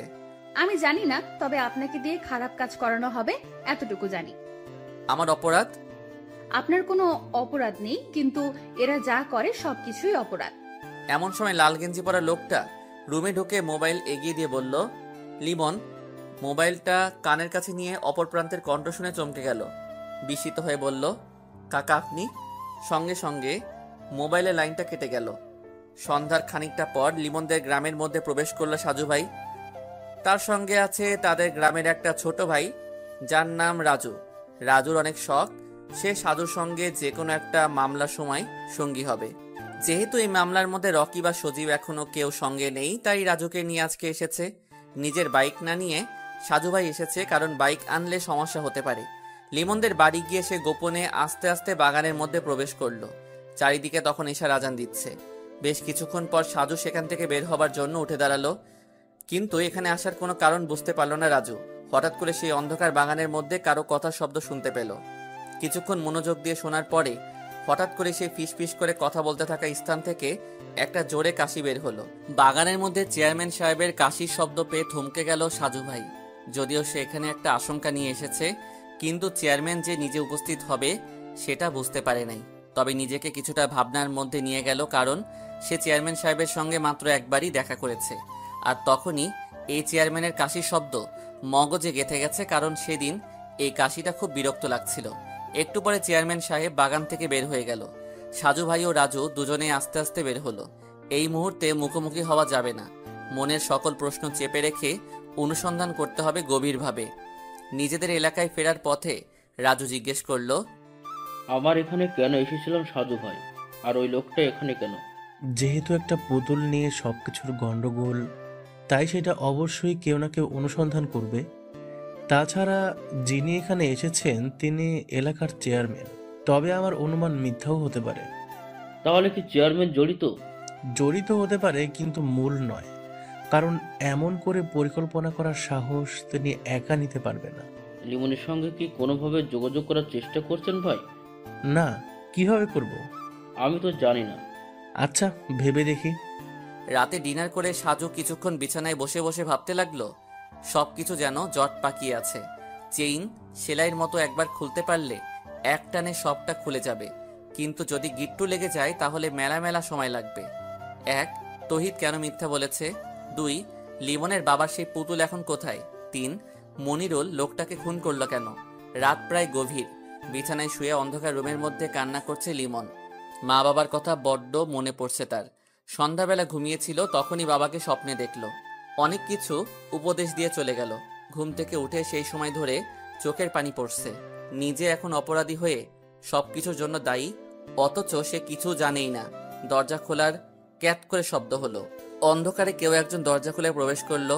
যিনি প্রবেশ করেছে তিনি হয়তো লুকিয়ে এসেছে, কারণ সে বাতি অন করে নাই। আস্তে করে বিছানার পাশে কিছুক্ষণ দাঁড়িয়ে রইল। তারপর একটা হাত এগিয়ে দিল লিমনের কপালে। মনে হচ্ছে সেই নাসরিন মেয়েটা এসেছে। লিমনের কপালে হাত দিয়ে কিছু বুঝতে চেষ্টা করলো, কিন্তু গালের কাছে হাত পড়তেই গাল ভেজা অনুভব করে মেয়েটা আস্তে করে বলল, আপনি কি জেগে আছেন? হ্যাঁ, জেগে আছি। কিন্তু আপনি এত রাতে এখানে কেন? কি হয়েছে? দিনের বেলা স্বাধীনভাবে আসতে পারি নাই, তাই রাতের আধারে লুকিয়ে এসেছি। আপনারা খুব খারাপ। আপনাদের সঙ্গে কথাই বলতে ইচ্ছে করে না। আচ্ছা, একটা প্রশ্ন করব। করেন। আপনি কি সেই যার মা বাবাকে পুতুলের জন্য পরিকল্পনা করে হত্যা করা হয়েছে? আমার মা বাবা মারা গেছে, এটা সত্যি, কিন্তু কি কারণে মারা গেছে জানি না। আমি সেটা জানার জন্য চেষ্টা করব, কিন্তু আমি তো বন্দি এখানে। আমিও একসময় আপনার মতো একটা খুবই সাধারণ মেয়ে ছিলাম, কিন্তু এদের চক্রের সঙ্গে জড়িয়ে গিয়ে আজ কতটা খারাপ। আপনারা আমাকে মুক্তি দেবেন কবে? জানি না, আমি শুধু এখানে রান্না করি আর সবার জন্য চা নাস্তা তৈরি করি। আপনাকেও কি কিডন্যাপ করেছে? হ্যাঁ, আমি ওদের এখানে বছর খানিক ধরে বন্দি আছি। কতটা কষ্ট হচ্ছে জানেন? কতদিন পেরিয়ে গেল, কিন্তু খোলা রাস্তায় হাঁটতে পারি না। আমারও বারবার আত্মহত্যা করতে ইচ্ছে করে, খুব খারাপ লাগছে। এটা ভুলেও মুখে আনবেন না। সময় সবকিছুই সমাধান করে দিবে, শুধু ধৈর্য ধরতে হবে আর নিজেকে সৎ রাখতে হবে, তাহলে ঠিকই একদিন নতুন সূর্যের দেখা হবে। আপনার সঙ্গে কথা বলে ভালো লেগেছে, তবে আপনাদের বসের পরিচয় জানতে চাই। সেটা আমিও জানি না। এরা সব সময় বস বস করে, কিন্তু আজও তাকে চিনতে পারিনি। নাকি মিথ্যা বলছেন? আচ্ছা, যা সত্যি তাই বললাম। আচ্ছা, আপনি মনে হয় বিরক্ত হচ্ছেন, পরে আবার কথা হবে। ভোরবেলা নামাজ পড়ে বারান্দার চেয়ারে বসে সামনে মাঠের দিকে তাকিয়ে আছে সাজু ভাই। বেশ চিন্তিত, মোবাইল হাতে নিয়ে বসে আছে। একটু আগে সজীব আর রুহি দুজনের নাম্বারে কল দিয়েছে, কিন্তু কেউ রিসিভ করে নাই। দুজনেই গতকাল রাতে তাকে কল দিয়েছে। যেহেতু রুহির মা অসুস্থ, তাই চিন্তা হচ্ছে। তাছাড়া দুজনেই যখন কল দিয়েছে তখন নিশ্চয়ই কোনো কারণ আছে, কিন্তু সকালবেলা উঠে দুজনের নাম্বারই ট্রাই করা হয়েছে, কেউই রিসিভ করে না। অসুস্থ দুর্বল শরীর নিয়ে বসে আছে। দাদি এসে চা দিয়ে গেছে। সেই চা একটা চুমুক দিয়ে সে রেখে দিয়েছে। চিনি একটু বেশি হয়েছে, তাই খেতে ইচ্ছে করে না। আবার ডাক দিয়ে নতুন এক কাপ নিয়ে আসতেও বলছে না। মোবাইলে রুহির কল এসেছে। আসসালামু আলাইকুম সাজু ভাই। ওয়ালাইকুম আসসালাম। কেমন আছো রুহি? আর তোমার মা কেমন আছেন? মোটামুটি ভালো, হাসপাতালেই আছি। গতকাল রাতে তুমি কল করেছিলে, আর সজীবও কল দিয়েছে, কিন্তু আমার শরীর অসুস্থ, তাই মোবাইল সাইলেন্ট করে ঘুমিয়ে গিয়েছিলাম। আপনি কি বেশি অসুস্থ?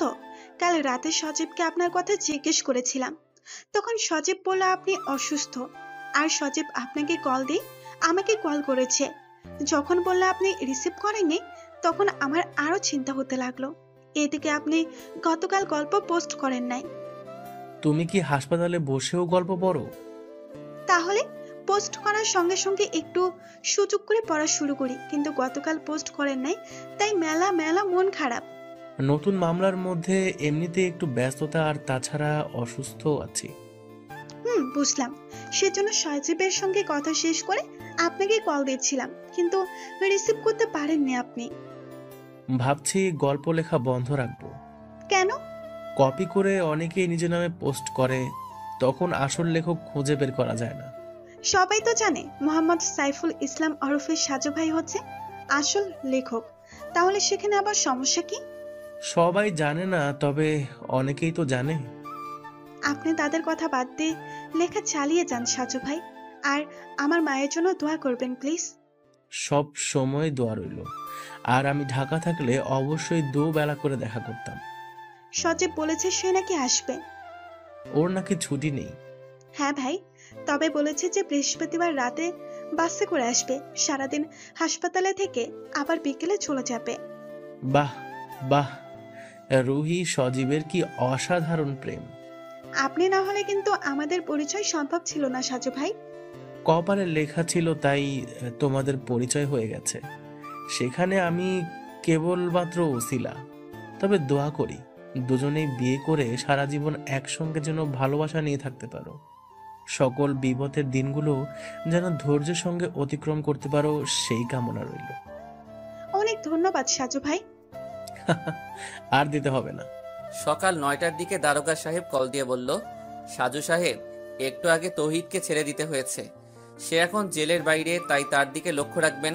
তারপর সাজু ভাই পারভেজের নাম্বারে কল দিয়ে তৌহিদের নাম্বার নিল। তৌহিদকে যখন কল দিল তখন তৌহিদ বাসের মধ্যে বসে আছে। হ্যালো, কে? তৌহিদ, আমি সাজু ভাই বলছি। তুমি এখন কোন জায়গায় আছো?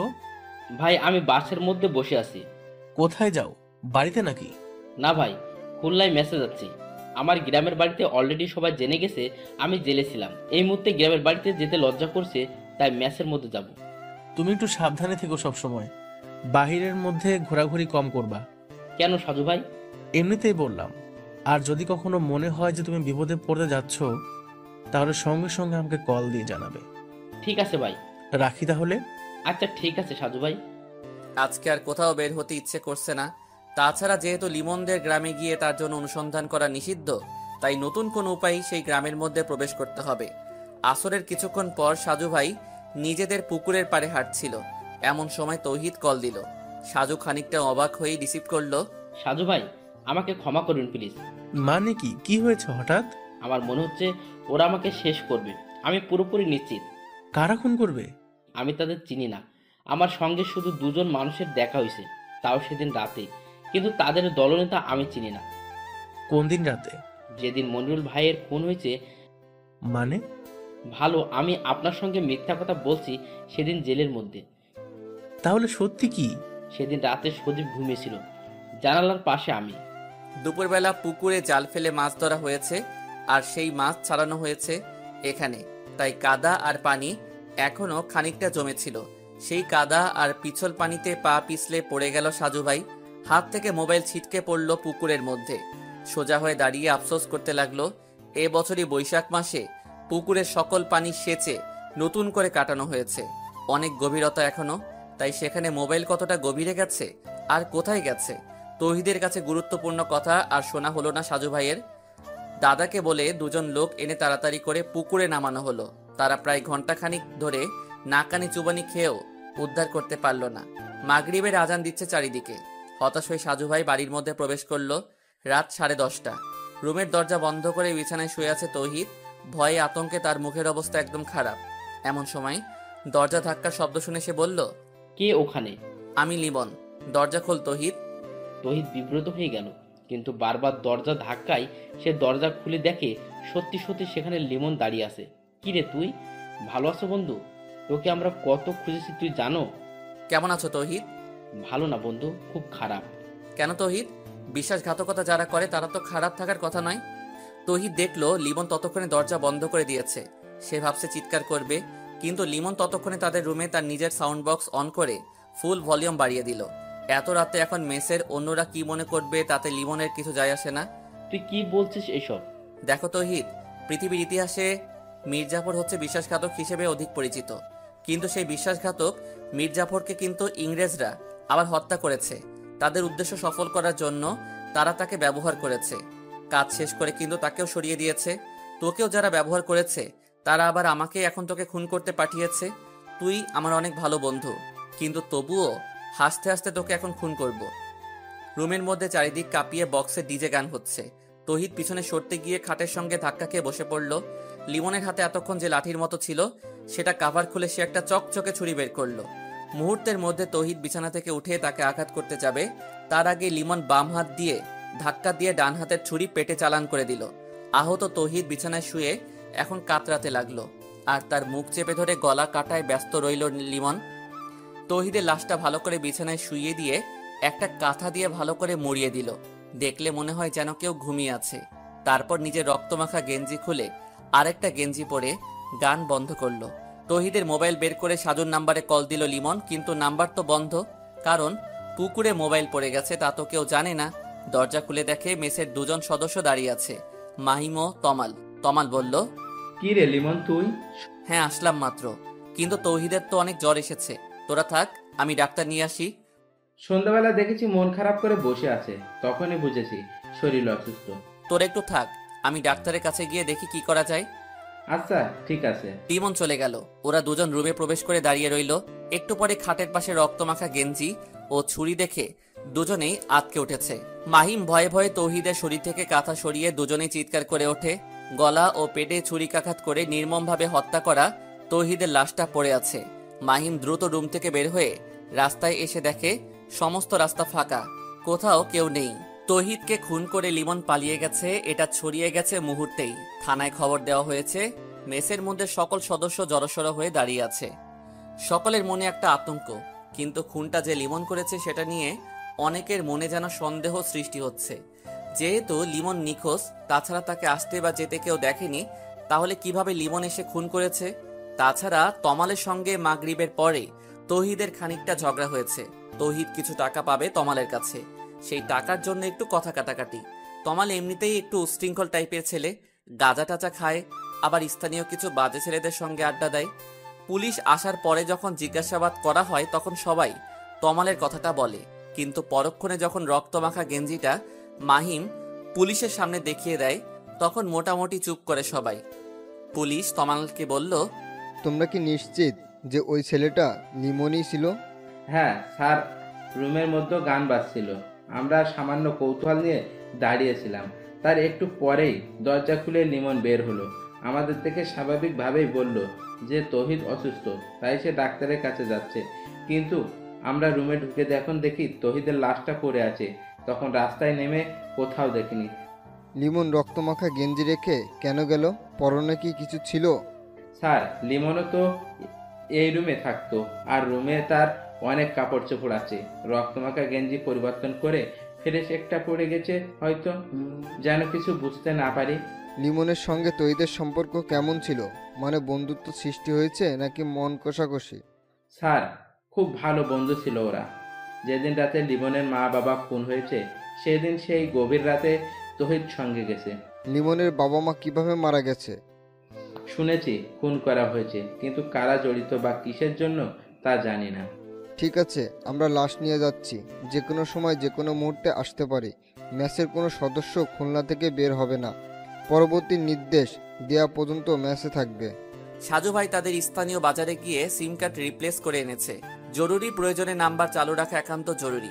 রাজু তাকে বলেছে যে সকল সিম নাকি রিপ্লেস করা যায় তাদের বাজারে, তাই রিপ্লেস করে এনেছে। বাড়িতে ফিরে দাদার মোবাইলে নিজের সিম লাগিয়ে নিল। তার দাদার কাছেও অ্যান্ড্রয়েড ফোন, কারণ সাজুর বাবার সাজুর সঙ্গে সবসময় ভিডিও কলে কথা হতো। সিম চালু করে সে অপেক্ষা করতে লাগলো যদি তৌহিদ আবারও কল দেয়। তবে তখন ছিল রাত 11টার মতো। ততক্ষণে তৌহিদ খুন হয়ে গেছে, কিন্তু সাজু জানে না। ডিনার করে বিছানায় শুয়ে কবিতার সঙ্গে কথা বলতে ইচ্ছে করছিল, আর তাই মুখস্থ নাম্বারটা ডায়াল করলো। কবিতা রিসিভ করে বলল, যে মানুষটা বাড়িতে গিয়ে সঙ্গে সঙ্গে কল দেবার কথা সে আজকে কল দিল, তার মানে কি মাত্র বাড়িতে গেছে? তুমিও তো খবর নিলে না। অসুস্থ শরীর নিয়ে গ্রামের বাড়িতে আসলাম, একটা কল দিয়ে তো জিজ্ঞাসা করলে না কেমন আছেন সাজু ভাই। আমি যে কারো উপর অভিমান করে আছি সেটা বোঝার ক্ষমতা কি তার আছে? অসুস্থ মানুষের উপর রাগ করতে নেই, কারণ হুট করে মরে গেলে আফসোস করতে হবে। একদম মুখ ভেঙে দেব। কেন? মানুষ মরতে পারে না? তুমি কি আমাকে বিয়ে করবে? তারপর আমরা দুজন একসঙ্গে সংসার করব, আমাদের বাচ্চা হবে, তারপর দুজনেই মারা যাব। মৃত্যু কি কখনো সংবাদ দিয়ে আসে? তবুও মানুষ কিন্তু স্বপ্ন আর আশায় বেঁচে থাকতে চায়, তাই না সাজু? আমার শরীর সত্যি সত্যি খুব খারাপ, কিন্তু এমন একটা মামলায় জড়িয়ে গেলাম যে অসমাপ্ত রেখে কোথাও যাওয়া যাবে না। বেঁচে থাকলে এমন অসংখ্য মামলার রহস্য বের হতে পারবে। তুমি কিন্তু আমার নিষেধ করা সত্ত্বেও ওই মামলায় জড়িয়ে গেছো, আর সেজন্যই কিন্তু তোমার প্রতি আমার অসংখ্য অভিমান আর মনের মধ্যে কষ্ট। কষ্ট কেন? এখন আমার কোনো কথার গুরুত্ব তোমার কাছে নেই, তাই কষ্ট লাগে। তুমি তো ভালো করে জানো যে আমি তোমাকে কতটা সময় দেই। জানি, সেটা আমার পরম সৌভাগ্য। হতভাগা এই কবিতার জীবনে তোমার মতো মানুষের ভালোবাসা পাওয়া সত্যিই ভাগ্যের। পৃথিবী বড্ড অদ্ভুত কবিতা। যে মানুষটা অনেক সাধনা করে তার প্রিয় মানুষটাকে চায়, আল্লাহ সেই মানুষটাকে তাকে দেয় না। নিষ্ঠুর পৃথিবী যেন আজকাল আর কারো কষ্ট বোঝে না, একজনের ভালোবাসা নিয়ে যায় অন্য কেউ। তুমি আমাকে সারা জীবন একসঙ্গে রাখবে তো? শুধু তোমার হয়ে থাকতে চাই। যদি কোনোদিন বিয়ে নাও করি, তবুও তোমাকে আমার মনের মধ্যে রাখবো আজীবন। আর যদি বিয়ে হয়ে যায় তাহলে তো স্বপ্ন পূরণ হবে, তাহলে তো সমস্যা নেই। এখনো আমাকে জ্যোতির মধ্যে থাকতে হবে? কথার কথা বললাম। খেয়েছো রাতে? হ্যাঁ, তুমি? না, খাবো একটু পর। সন্ধ্যার পরে ঘুমিয়েছিলাম, আর একটু আগে ঘুম থেকে উঠে এসব নামাজ পড়লাম, তাই দেরি হচ্ছে। দুজনের মধ্যেই কথা চলে অজস্র। সবকিছু হয়তো আমাদের জানার দরকার নেই, তাই আপাতত তাদের কথোপকথন বন্ধ রাখলাম। 1.5 ঘন্টা কথা শেষ করে সাজু অনলাইনে গেল। বেশ কিছু মেসেজ জমা আছে। সেই মেসেজের ভিড়ে লিমনের আইডি দিয়ে মেসেজ দেখে সাজু অবাক হয়ে গেল। লিমন লিখেছে, সাজু ভাই আসসালামু আলাইকুম। আর কেমন আছেন সাজু ভাই? আমি আলহামদুলিল্লাহ ভালো আছি। এই কিছুক্ষণ আগে আপনার নাম্বারে কল দিলাম, কিন্তু নাম্বার বন্ধ। আমি এখন ভৈরব নদীর তীরে সেই চরেরহাট এলাকায় রাতের উত্তাল ঢেউ খেলানো শব্দের কাছে দাঁড়িয়ে আছি। একটু আগে তৌহিদকে খুন করে এলাম, হয়তো সামনে আরো বেশি বাড়তে পারে। আগের দুটো খুন আমি করিনি, তবু আমাকে ফাঁসানো হয়েছে। তৌহিদ আমার সঙ্গে বেইমানি করেছে সাজু ভাই। আপনি কখনো সেই চিরকুট পেয়ে বিশ্বাস করবেন না, কারণ আমি যাদের খুন করব তাদের কথা আপনাকে শুধু জানাবো, কখনো চিরকুট লিখব না। কিছুক্ষণ স্তব্ধ হয়ে বসে রইল সাজু। সামান্য কিছু সময় মোবাইলের স্ক্রিনে তাকিয়ে মাথা ব্যথা শুরু করেছে, কিন্তু তৌহিদ খুন হয়েছে সেটা তাকে খুব ব্যথিত করছে। কিছু কিছু জায়গায় কল দিতে হবে, কিন্তু কারো নাম্বার নেই। তৌহিদ বেইমানি করেছে। গতকাল বিকেলে তার সঙ্গে কথা বলতে বলতে মোবাইল পানিতে পড়ে গেছিল। তৌহিদ তাকে কিছু একটা বলার চেষ্টা করেছিল, কিন্তু বলতে পারে নাই। সে হয়তো বুঝতে পেরেছিল তাকে খুন করা হবে, তাই একদম শেষ মুহূর্তে স্মরণ করেছিল। কিন্তু সেই বেইমানিটা কি, কিসের জন্য তাকে খুন হতে হয়েছে? খুব সকালবেলা ঘুম থেকে উঠে ফজরের নামাজ পড়ে বাড়ির সামনে হাঁটছিল সাজু। মোবাইলে যদি কারো কল আসে সেই অপেক্ষায় আছে, কিন্তু কই, কেউ তো কল দিচ্ছে না। অন্তত পারভেজ নিশ্চয়ই কল দেবে, কারণ তৌহিদ খুন হয়েছে। 7:30টার দিকে নাস্তা করার একটু পরে একটা অপরিচিত নাম্বার দিয়ে কল এসেছে। সাজু প্রথমে নাম্বার চেনার চেষ্টা করছে, কারণ এমনও হতে পারে যে আগে চিনতো, কিন্তু না, চিনে না। আসসালামু আলাইকুম। ওয়ালাইকুম আসসালাম। আপনি কি সাজু ভাই? জি, আমি সাজু, কিন্তু তোমাকে ঠিক... ভাইয়া, আমার নাম সোহাগী। আমাকে আপনি চিনবেন না, তবে আমি আপনাকে কিছুটা চিনি। ও আচ্ছা। সাজু ভাই, আমি একটা জরুরি কথা বলতে কল করেছি আপনার কাছে। হ্যাঁ, বলো। আপনি লিমনকে তো চিনেন, কিছুদিন আগে যার মা বাবা খুন হয়েছে, আর সে নিজেও এখন খুন করে পলাতক। হ্যাঁ হ্যাঁ, চিনি, কিন্তু... আমি লিমনের গার্লফ্রেন্ড। আমরা দুজনেই দুজনকে পছন্দ করি। লিমনের মা বাবা আমার আর ওর সম্পর্ক জানতেন। হ্যাঁ, আচ্ছা। আপনি কি আমাদের গ্রামে আজকে আসতে পারবেন? একটু জরুরি কাজ আছে। কি কাজ? আপনাকে একটা জিনিস দিতে চাই, যেটা নিয়ে খুব টেনশনে আছি আমি। কি জিনিস? একটা স্বর্ণের পুতুল। লিমনের বাবা আমাকে দিয়েছিল খুন হবার 2 দিন আগে। কি? সেই পুতুল তোমার কাছে? হ্যাঁ ভাই, পৃথিবীতে আমি ছাড়া কেউ জানে না। লিমনের বাবা জানতো, কিন্তু তিনি তো পৃথিবীতে নেই এখন। সেটা তুমি আমার কাছে দেবে? হ্যাঁ, কারণ এটার জন্য খুব সমস্যা হচ্ছে। ঠিক আছে, আমি আজকের মধ্যে তোমার সঙ্গে দেখা করতে আসব। ধন্যবাদ সাজু ভাই। কল কেটে দিয়ে সাজু গভীর চিন্তার মধ্যে ডুবে যাচ্ছে। সোহাগী নামের মেয়েটা সত্যি বলছে, নাকি তাকে ফাঁসানোর জন্য কেউ কিছু প্ল্যান করেছে? চায়ের কাপ হাতে নিয়ে দাঁড়িয়ে আছে লিমন। তার পিছনে দাঁড়িয়ে রাগান্বিত হয়ে নানা ধরনের প্রশ্ন করে যাচ্ছে নাসরিন। লিমন সবগুলো প্রশ্নের উত্তর না দিয়ে এড়িয়ে যাবার চেষ্টা করছে, কিন্তু নাসরিন তাকে কথা বলেই যাচ্ছে। কি হলো, চুপ করে আছো কেন? তোমাকে কিন্তু আমি ভালো ভেবেছিলাম, কিন্তু তুমিও ওদের কথা মতো খুন করতে গেলে। যথেষ্ট কারণ আছে। আমি লিমন কারণ ছাড়া কোনো কিছু করি না। কি কারণ জানতে পারি? ওর জন্যই আজকে আমি অপরাধী। সেদিন সেই রাতে তৌহিদ যদি এদের সাহায্য না করত, তবে তো এভাবে আমি ফেঁসে যেতাম না। টাকার লোভ সবারই থাকে। তোমার বন্ধু ভুল করেছে, কিন্তু তুমি মূল খুনিদের না মেরে তাদের সঙ্গে হাত মিলিয়ে নিজের বন্ধুকে খুন করলে। বেশ করেছি, তুমি একটু চুপ করবে? তোমাকে কিন্তু এরা ব্যবহার করছে, একদিন তোমাকেও তারা স্বার্থে মেরে ফেলবে। তবুও তার আগে আমার মা বাবার মৃত্যুর জন্য দায়ী লোকদের আমি খুন করতে চাই।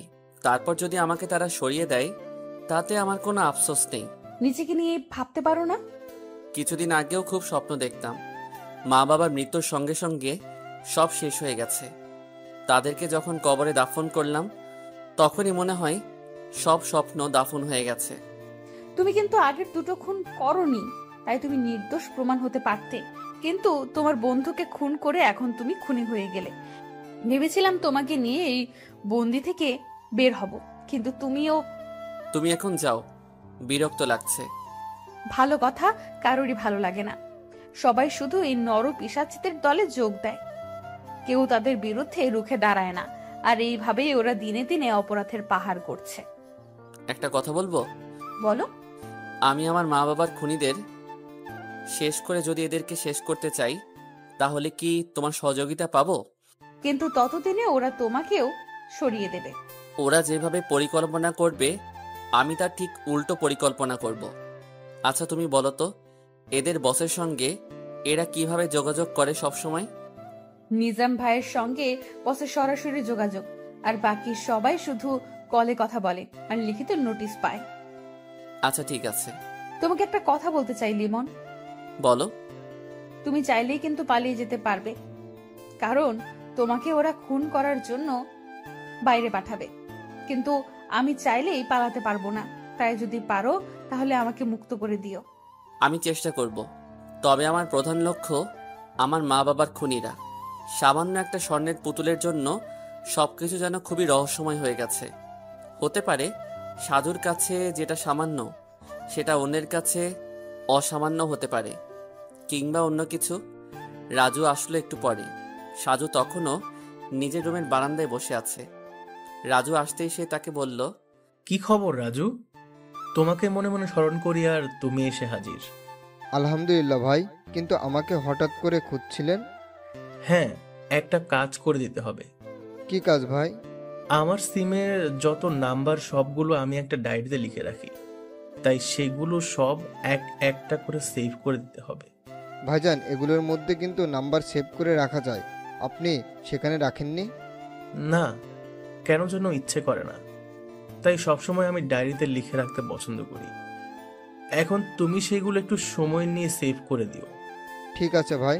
আমি গতকাল রাত থেকে নাম্বারগুলোর জন্য অনেক মন খারাপ করেছি, কিন্তু জ্বরে অচেতন আর মাথা ব্যথার জন্য মনেই ছিল না যে আমার ডায়েরিতে লিখে রেখেছি। ভাই, আমি তো জানতাম যে আপনি অনেক কিছু ভুলে যান, তাই যে কোনো মামলার বিষয় নিয়ে আপনি সব কিছু লিখে রাখেন। হ্যাঁ, এই মামলার মধ্যেও তাই করছি। আচ্ছা রাজু, আর একটা প্রশ্ন করব তোমাকে। হ্যাঁ ভাই, নিশ্চয়ই। তাতে অনুমতি লাগে নাকি? তুমি তো মোটামুটি এখন রাজনীতির সঙ্গে মনে হয় জড়িয়ে গেছো, কিন্তু আগে তো এমন ছিল না, তাই না? আমি যেবার খুলনা থেকে পাশ করে বের হলাম সেবার তুমি ভর্তি হলে। হ্যাঁ ভাই। গ্রামের মধ্যে রুবিনা নামের একটা মেয়ের সঙ্গে তোমার রিলেশন ছিল, তাই না? জি, কিন্তু তার সঙ্গে আর যোগাযোগ নেই। সে আমাকে ভুলে গেছে। অনেক ভেবেছিলাম, কিন্তু কোনো মূল্য পেলাম না। পাগলের মতো তার জন্য ভালোবাসা রেখেছিলাম। আজকে সন্ধ্যাবেলা চা খেতে খেতে তোমার আর রুবিনার প্রেমের কাহিনী শুনবো, যদি তুমি বলতে চাও। সত্যি বলছেন? আচ্ছা ভাই, আপনি কি আমার বাস্তবতাটা আপনার লেখার মাধ্যমে তুলে ধরবেন? আগে শুনি, তারপর দেখি। ঠিক আছে ভাই। পিরোজপুরের পুরাতন বাস স্ট্যান্ড থেকে রিক্সা নিয়ে বলেশ্বর সেতুর দিকে এগিয়ে যাচ্ছে সাজু ভাই। রাজুকে সঙ্গে আনা হয়নি, কেন যেন মনে হয়েছে তাকে আনার দরকার নেই, কারণ পুতুলটা যে সাজুর কাছে থাকবে সেটা যেন সোহাগী নামে সেই মেয়ে আর সে জানে। যদি তৃতীয় কানে পৌঁছে যায় তাহলে সমস্যা হতে পারে, তাই একাই এসেছে সাজু ভাই। নিজের বাইকটা বাস স্ট্যান্ডে রেখে এসেছে, কারণ কেউ যদি ফলো করে তবে যেন কিছু বাহানা করা যায়। ব্রিজের ঠিক মাঝখানে কালো বোরকা পরে মুখ আটকে ছাতা মেলে দাঁড়িয়ে আছে সোহাগী। তাকে শনাক্ত করতে খুব বেশি অসুবিধা হয়নি সাজুর। সামনে দাঁড়িয়ে বলল, কেমন আছো তুমি? জি আলহামদুলিল্লাহ। দুঃখিত, তোমাকে খানিকটা অপেক্ষা করতে হয়েছে। আসলে আসরের নামাজ জামাতে আদায় করে আসলাম বাস স্ট্যান্ডে। কোনো সমস্যা নেই, আমি বেশিক্ষণ দাঁড়িয়ে আর অপেক্ষা করতে চাই না। আপনাকে ওই পুতুলটা দিয়ে আমি চলে যাব, বাকি সব কথা মোবাইলে বলবো। পুতুল গ্রহণ করার আগে আমি তোমার কাছে কিছু প্রশ্ন করব, না হলে আমি পুতুল গ্রহণ করা থেকে বিরত থাকব। কারণটা খুবই স্বাভাবিক। আচ্ছা বলেন। লিমনের বাবা পুতুলটা দেবার সময় তোমাকে কি বলেছিল? নিশ্চয়ই কিছু না কিছু বলে গিয়েছিল, এমনি এমনি সে দিয়ে আসেনি। আমি এগুলো বিস্তারিত মোবাইলে বলবো। সে অনেক কথা সাজু ভাই, প্লিজ কিছু মনে করবেন না দয়া করে। তোমাকে আমি কতটা বিশ্বাস করতে পারি? যদি তুমি আমার সঙ্গে কোনো গেম খেলতে যাও তবে কি পরিণাম হবে জানো? আপনি ভুল বুঝবেন না, আঙ্কেল এটা দেবার সময় আমাকে বলেছিলেন। তুমি তো আমার লিমনকে খুব ভালোবাসো। যদি বেঁচে থাকি তাহলে তোমাকেই আমার ছেলের বউ করব। আর যদি মারা যায় তাহলে তোমরা যেভাবেই হোক তোমার মা বাবাকে রাজি করিয়ে বিয়ে করবে। তারপর ব্যাগ থেকে পুতুলটা বের করে বলেন যে এটা হচ্ছে স্বর্ণের পুতুল, তোমাদের দুজনের উজ্জ্বল এক ভবিষ্যৎ তৈরি হবে। আমি বললাম কিন্তু আমাকে কেন দিচ্ছেন? এটার পিছনে অনেক শত্রুদের নজর পড়েছে, সারাক্ষণ এটা নিয়ে বিপদে আছি, তাই তোমার কাছে রাখতে চাই। যদিও মাটির নিচে কিংবা কোথাও রাখতে পারি, কিন্তু যদি সঠিক সময়ে না থাকি তাহলে তো তোমরা এর সন্ধান করতে পারবে না। তুমি যত্ন করে রেখো। আঙ্কেল তাহলে নিজের সব বিপদ অনুভব করতে পেরেছিল, কিন্তু তার ভুল ছিল তিনি এটা অন্য কারো কাছ থেকে এনে নিজের স্বার্থপরের মতো ভোগ করতে চেয়েছিলেন। আপনি এটা নিয়ে যান সাজু ভাই, না হলে আমি সবসময় আতঙ্কে থাকবো। তুমি যে এটা আমার কাছে দিচ্ছ সেটা পৃথিবীর কাউকে বলার দরকার নেই, এমনকি লিমনের কাছেও তুমি বলবে না, কারণ লিমন নিজে এখন অপরাধী হয়ে গেছে। আমি কাউকে বলবো না, তবে আপনার কাছে একটা অনুরোধ রইল, লিমনকে যেভাবেই হোক বাঁচিয়ে দেবেন, আমি ওকে চাই। চেষ্টা করব, কিন্তু সে গতকাল রাতে তার বন্ধু তৌহিদকে খুন করেছে। আমি আজকে সেখানে যেতাম, কিন্তু তোমার জন্য যাইনি। আগামীকাল সকালে খুলনায় সেই মেসে যাব। ভালো থাকবেন সাজু ভাই। তুমিও। পুতুল নিয়ে আবারও রিক্সা করে ফিরোজপুরের পুরাতন বাস স্ট্যান্ডে এসে নিজের বাইক নিয়ে সরাসরি চলে এলো সাজু ভাই। তাদের গ্রামের স্থানীয় বাজারে যখন এসেছে তখন বাজারের মসজিদে মাগরিবের নামাজ শুরু হয়ে গেছে, তাই তাড়াতাড়ি অজু করে নামাজ পড়তে গেল। নামাজ শেষ করে বাজার থেকে রাজুকে নিয়ে বাড়িতে ফিরল সাজু। রাজু তার দায়িত্ব পালন রেখেছে।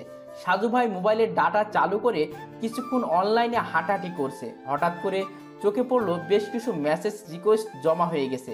গতকালও ছিল। লেখালেখির জন্য অনেকেই মেসেজ করে। সাজু সময় নিয়ে তাদের সঙ্গে গল্প করতে পছন্দ করে।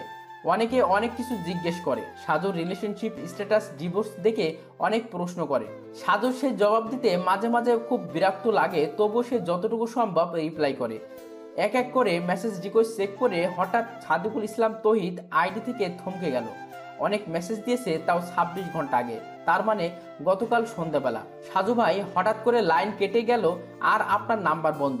আপনার কাছে তাই মেসেজ করতে বাধ্য হলাম। আশা করি আপনার দৃষ্টিতে পড়বে। আমি ভুল করেছি সাজু ভাই।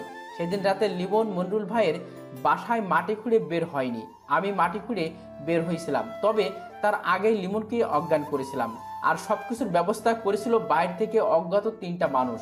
আমি তাদের চিনি না, কিন্তু আমার ছাত্র জীবনে 5 লাখ টাকার মালিক হবার লোভ সংবরণ করতে পারিনি, যার জন্য এখন জীবন নিয়ে ঝুঁকিতেছি। তাই নিজের খানিকটা ভুলের কারণে লিমন বিপদে পড়েছে, আর আমি হলাম পাপী। মনির ভাইকে খুন করেছে বাইরের কিছু মানুষ, আর লিমন তখন অজ্ঞান ছিল। খুনের মধ্যে লিমনের এলাকার চেয়ারম্যান সাহেবের হাত আছে। আর বাকিটা শেষ করার আগেই সাজুর দাদি মোবাইল টান দিয়ে নিয়ে গেল। সাজু অসহায় হয়ে তাকিয়ে রইল, আর দাদি বলল, কতক্ষণ ধরে চা খেতে ডাকছি, সব সময় শুধু মাথা ব্যথা বলে চেঁচামেচি করো, আর মোবাইলের দিকে এত তাকিয়ে থাকো কেন? তাড়াতাড়ি চা শেষ করো, না হলে ঠান্ডা হয়ে যাবে। গুরুত্বপূর্ণ একটা খবর পড়ছি দাদি। আগে চা, তারপর গুরুত্বপূর্ণ সব কিছু। বাধ্য হয়ে সাজু ভাই সামনে রাখা প্লেট থেকে 2টো বিস্কুট তুলে নিল। রাজুর দিকে তাকিয়ে বলল, শুরু করো রাজু। এদিকে মাগরিবের একটু পরে নিজের বিছানায় শুয়েছিল লিমন, আর তখনই নিজামুদ্দিন রুমের মধ্যে প্রবেশ করলো। লিমন আস্তে করে বিছানায় উঠে বসলো। নিজামুদ্দিন বলল, আজকে রাতে তোমার এলাকার চেয়ারম্যানকে চিরনিদ্রায় শায়িত করতে হবে। তিনিও তোমার মা বাবার সঙ্গে জড়িত। তোমাকে চেয়ারম্যান বাড়ি পর্যন্ত পৌঁছে দেওয়া হবে। তারপর তুমি কিভাবে খুন করে ফিরে আসবে সেটা তোমার দায়িত্ব। আর যদি উল্টোপাল্টা কিছু করো তাহলে কিন্তু তোমার জন্য জেলের দরজা খোলা। লিমন শুধু বলল, চেয়ারম্যানকেও খুন করতে হবে? হ্যাঁ, চেয়ারম্যানকে খুন করতে হবে, না হলে তো তোমার মা বাবার মৃত্যুর জন্য দায়ী অপরাধীদের শাস্তি সম্পন্ন হবে না। তুমি তো নিজের হাতে খুনের সঙ্গে জড়িত সবাইকে খুন করতে চাও, আর সেই ব্যবস্থা আমরা তোমাকে করে দিচ্ছি। কিন্তু এত কিছু করে আপনাদের লাভ কি? আমি আপনাদের কেউ না, কিন্তু তবুও আপনারা আমার সহযোগিতা করছেন কেন? পৃথিবীতে স্বার্থ ছাড়া কেউ কিছু করে না। বাচ্চা যদি কান্না না করে তবে কিন্তু মা কখনো দুধ পান করায় না। হ্যাঁ, আমাদের কিছু স্বার্থ আছে। কিসের স্বার্থ আমি কি জানতে পারি?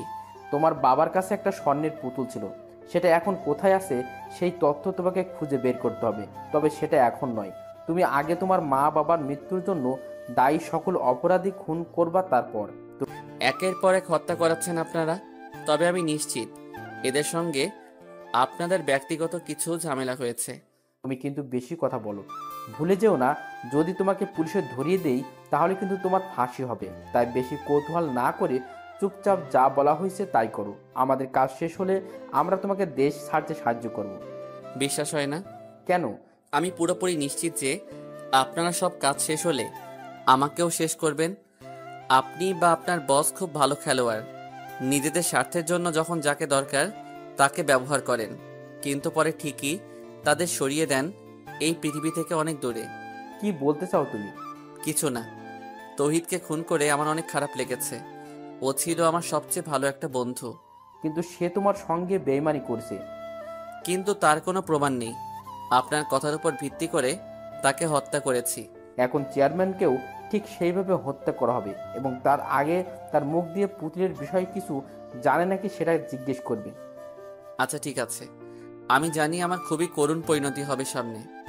যদি আপনাদের কথা মেনে চলি তাহলে দিন দিন খুনের পরিমাণ বৃদ্ধি পাবে। আর যদি কথা না শুনি তাহলে তো আমি হব আইনের চোখে অপরাধী। তাই যতদিন বাঁচি ততদিনও খুনিদের শেষ করতে চাই। তারপর যা হবার হোক। তৈরি থেকো। নিজামুদ্দিন রুম থেকে বের হয়ে গেল। এতক্ষণ দরজার আড়ালে দাঁড়িয়ে সবকিছু শুনছিল সেই নাসরিন। লিমনের কথাগুলো শুনে তার চোখ দিয়ে পানি বেয়ে পড়ছে। নিজাম চলে যাওয়ার পরে সে রুমের মধ্যে ঢুকে লিমনের দিকে তাকিয়ে রইল কিছুক্ষণ। কিছু বলবে? অনেক কিছু বলতে চাই। আমি বললেই কি তুমি আমার কথা শুনবে? বলে তো দেখতে পারো, তাই না? তুমি ওদের কথা মতো খুন না করে এখান থেকে পালিয়ে যাও, প্লিজ প্লিজ। কেন? তুমি খুব ভালো একটা ছেলে, পড়াশোনা করে অনেক ভালো ভবিষ্যৎ তোমার সামনে, কিন্তু এই ভাগ্যের উত্থান পতনের জন্য আজ তুমি কতটা খারাপ হয়ে গেলে। তাই তোমার কাছে অনুরোধ রইল, তুমি যখন বের হবে তখন যশোর থেকে বর্ডার পার হয়ে ইন্ডিয়া চলে যাও। কিন্তু তাহলে তো আমার মা বাবার মৃত্যুর জন্য দায়ী লোকদের চিনতে পারবো না। সবাই তখন দিব্যি সুন্দর জীবনযাপন করবে। কিন্তু যেখানে আমার মা বাবা মারা গেছে সেখানে আমাকেই পালিয়ে যেতে হবে। নিজের জীবন বিপদে না ফেলে সেটাই করতে হবে লিমন।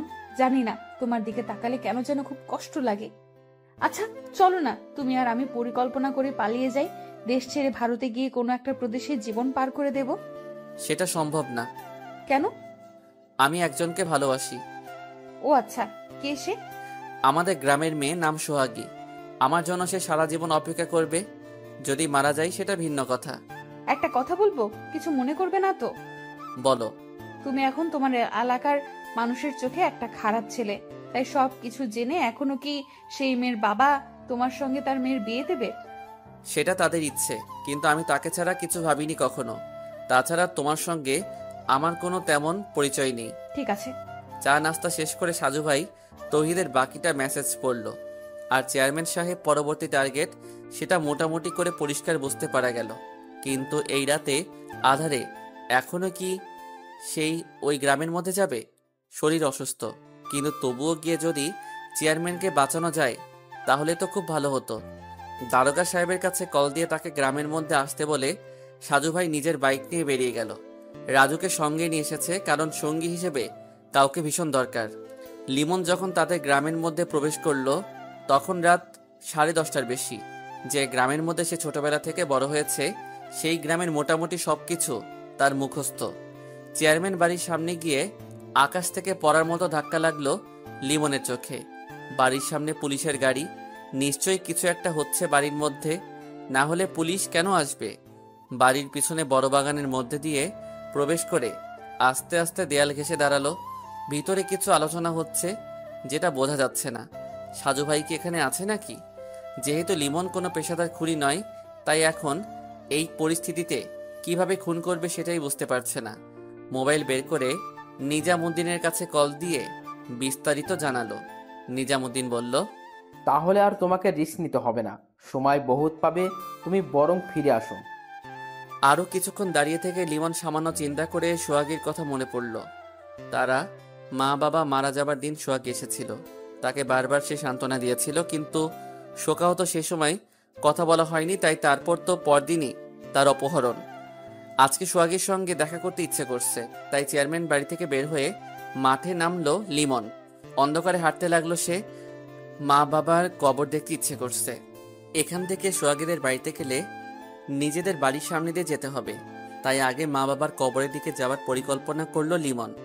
আজকে তার সঙ্গে ছিল পিস্তল, কারণ নিজামুদ্দিন বলছিল যে চেয়ারম্যানকে কাছাকাছি গিয়ে হয়তো মারা যাবে না, তাই দূর থেকে গুলি করবে। মা বাবার কবরের কাছে গিয়ে কিছুক্ষণ কান্না করে সোহাগীদের বাড়িতে গেল লিমন। সোহাগী যেই রুমে থাকে সেই রুমে একটা জানালা আছে, আর লিমন যখন শহর থেকে গ্রামের বাড়িতে আসতো তখন রাতের বেলা সেই জানালার পাশে দাঁড়িয়ে অনেক রাত পর্যন্ত তারা কথা বলতো। লিমন সেই জানালার কাছে গিয়ে দেখে জানালা বন্ধ করা। রাত 12টার বেশি বেজে গেছে, তাই ঘুমিয়ে গেছে হয়তো। জানালা ধরে সামান্য ধাক্কা দিল। 3টা ধাক্কা দেবার পরে সোহাগীর নাম ধরে আস্তে আস্তে ডাকতে লাগলো। মাত্র 2টো ডাক দিতেই ধুম করে জানালা খুলে গেল, আর তখনই জানালার সামনে দাঁড়িয়ে সোহাগী বলল, লিমন, তুমি? কেমন আছো সোহাগী? আমার আর থাকা না থাকা কিছু নেই। তোমার জন্য চিন্তা করতে করতে আমার রাত দিন সমান হয়ে গেছে লিমন। তুমি কেমন আছো? আমি ভালো আছি। তুমি কি ঘুমাওনি? ডাক দিতে জানালা খুলে দিলে। জেগেছিলাম, জানালা ধাক্কার শব্দ শুনেছি, কিন্তু ভাবিনি তুমি আসবে। তারপর যখন ডাকলে তখন বুঝতে পারছি এটা আমার লিমন। তোমার মা বাবা আমার বিষয়ে কিছু বলে না? খুব খারাপ খারাপ কথা বলে জানো। আমার সামনে যখন বলে তখন খুব কান্না আসে। আমি তোমার কোনো বদনাম শুনতে পারি না। কিন্তু সত্যি তো মানতে হবে। বাবা বলেছে তোমাকে ভুলে যেতে হবে। তাহলে ভুলে যাও। মরে যাব, তবুও পারবো না। তুমি আমাকে নিয়ে পালিয়ে যেতে পারবে? সবকিছু বাড়িঘর ছেড়ে যদি পালিয়ে যাই তাহলে খাবো কি শহরে? শহরের মধ্যে দুমুঠো ভাতের কত মূল্য তা জানো? আমরা ওই স্বর্ণের পুতুল বিক্রি করব, তাহলে তো আমাদের মেলা মেলা টাকা হবে। কি বললা? তুমি সেই পুতুলের কথা জানো? হ্যাঁ জানি, পুতুলটা আমার কাছেই ছিল, কিন্তু তোমার কোনো খোঁজ নেই। এদিকে ওটা নিয়ে খুব দুশ্চিন্তা হচ্ছিল, তাই আমি সাজু ভাইয়ের কাছে কল দিয়ে দেখা করলাম। তারপর তাকে সবকিছু বলে তার হাতে পুতুলটা দিয়ে দিয়েছি। এখন সেই পুতুল কার কাছে? সাজু ভাইয়ের কাছে আছে? হ্যাঁ। আমার ওই পুতুল যেভাবেই হোক ছিনিয়ে নিতে হবে সোহাগী। কোথায় যাচ্ছ? সাজু ভাইয়ের এলাকায়। আজকে রাতের মধ্যে আমি সাজু ভাইয়ের সঙ্গে দেখা করে পুতুল নিয়ে নেব। মাথা ঠান্ডা করো প্লিজ। আচ্ছা, আমি যেহেতু তার কাছে দিয়েছি, সেহেতু আমি তাকে বলে যদি চাই তাহলে তো দিয়ে দেবে। পাগল নাকি তুমি? সাজু ভাই গোয়েন্দা মানুষ, তাই তিনি অজস্র প্রশ্ন করবে তোমাকে। কিন্তু তুমি ওটা দিয়ে কি করবে? আমার তো মনে হচ্ছে না যে তুমি আমাদের ভবিষ্যতের জন্য সেটা হাত করতে চাচ্ছ। সোহাগী শোনো, ওই পুতুলের জন্য অনেক কিছু ঘটছে।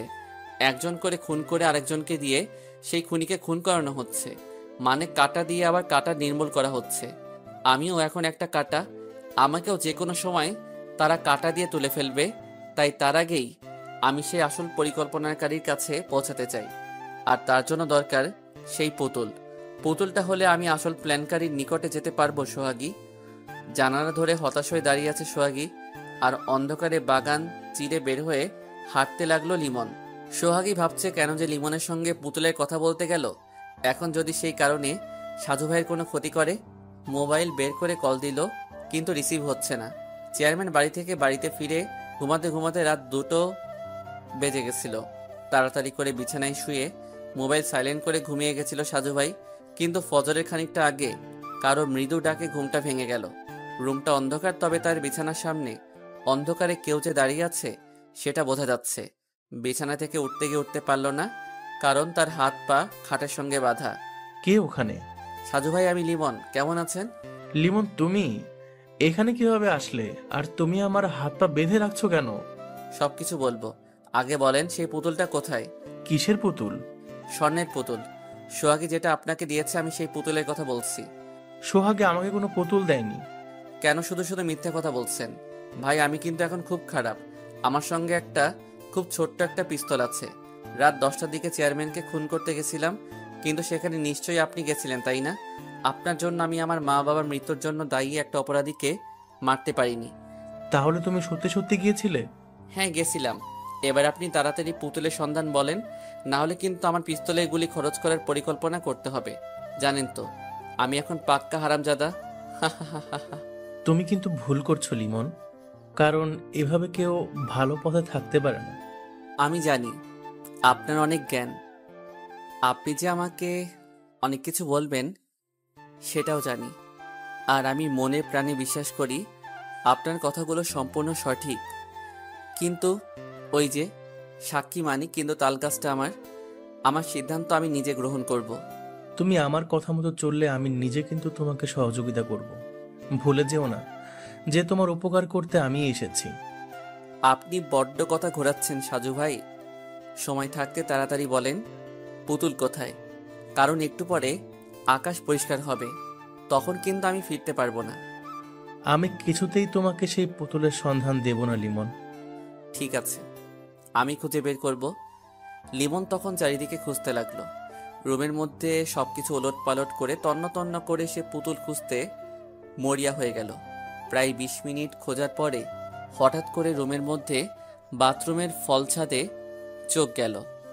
সাজু ভাই রুমের সঙ্গে অ্যাডজাস্ট বাথরুম আছে, আর তারই ছাদে উঠে গেল লিমন। তারপর একটু পরে সেখান থেকে কালো কাপড়ে মোড়ানো পুতুলটা নিয়ে বেরিয়ে এলো লিমন। খবরদার, ওটা তুমি সঙ্গে করে নেবে না, তাহলে কিন্তু আমার চেয়ে বেশি খারাপ আর কেউ হবে না। আচ্ছা ঠিক আছে সাজু ভাই, আপনি যা ইচ্ছে তাই করতে পারেন। একটা কথা বলবো লিমন? বলেন ভাই। পুতুলটা রেখে যাও। আসি ভাই, বেয়াদবি ক্ষমা করবেন, আর আমার অপরাধ নিবেন না। সাজু ভাইকে সেভাবেই বেঁধে রেখে রুম থেকে বের হয়ে গেল লিমন। ড্রয়িং রুমে সাজুর দাদা এখনো বসে আছে। লিমন তাকে দেখে বলল, ধন্যবাদ দাদু। ভূত দেখার মতো চমকে গেল লিমন। তারপর বলল, কে আপনি? আর ঘরের মধ্যে কিভাবে প্রবেশ করলেন আপনি? আপনি একটু আগে বাইরে গেলেন, তখনই আমি ঢুকেছি, আর সেজন্য আপনাকে অনেক ধন্যবাদ। আপনি বরং তাড়াতাড়ি গিয়ে সাজু ভাইয়ের বাঁধন খুলে দেন। তাকে বেঁধে রেখেছি, কিন্তু সত্যি বলছি কোনো ক্ষতি করিনি। হাতে পিস্তল ঘোরাতে ঘোরাতে দরজা খুলে বের হয়ে গেল লিমন। আর সোফা চেয়ার থেকে লাফ দিয়ে উঠেই সাজুর রুমে গেল দাদা। রুমের মধ্যে গিয়ে তাড়াতাড়ি কান্নাজড়িত কণ্ঠে বাঁধন খুলতে লাগলো। হাতের বাঁধন থেকে মুক্তি পেয়ে সাজু ভাই বাড়ির সামনে গিয়ে চুপচাপ দাঁড়িয়ে রইল। ছোট্ট একটা মুচকি হাসি দিয়ে আস্তে আস্তে রুমে প্রবেশ করলো। সাজুর মুখের হাসি দেখে অবাক হয়ে তাকিয়ে রইল তার দাদা। ফজরের নামাজ পড়ে সাজু ভাই মোবাইল বের করে দারোগার কাছে কল দিল। দারোগা সাহেব নিজেও তখন ফজরের নামাজ পড়ে মাত্র চায়ের জন্য বসে অপেক্ষা করছিল। আসসালামু আলাইকুম সাজু সাহেব। জি ওয়ালাইকুম আসসালাম। কেমন আছেন দারোগা সাহেব? গতকাল রাতে বাসায় ফিরতে তো রাত পেরিয়ে গেল, চোখে এখনো ঘুম টলমল করে। কিন্তু ভাই, আপনি তো বলেছিলেন যে লিমন নাকি আসার সম্ভাবনা আছে, কিন্তু কই? লিমন এসেছিল দারোগা সাহেব। বলেন কি, কখন? আর চেয়ারম্যান এখন ঠিক আছে তো? হ্যাঁ, কারণ লিমন চেয়ারম্যান বাড়িতে যায়নি। সে আমাদের উপস্থিতি জানতে পেরেছে, তাই সেখানে গিয়ে নিজের বিপদ ডাকেনি। যাক, আলহামদুলিল্লাহ।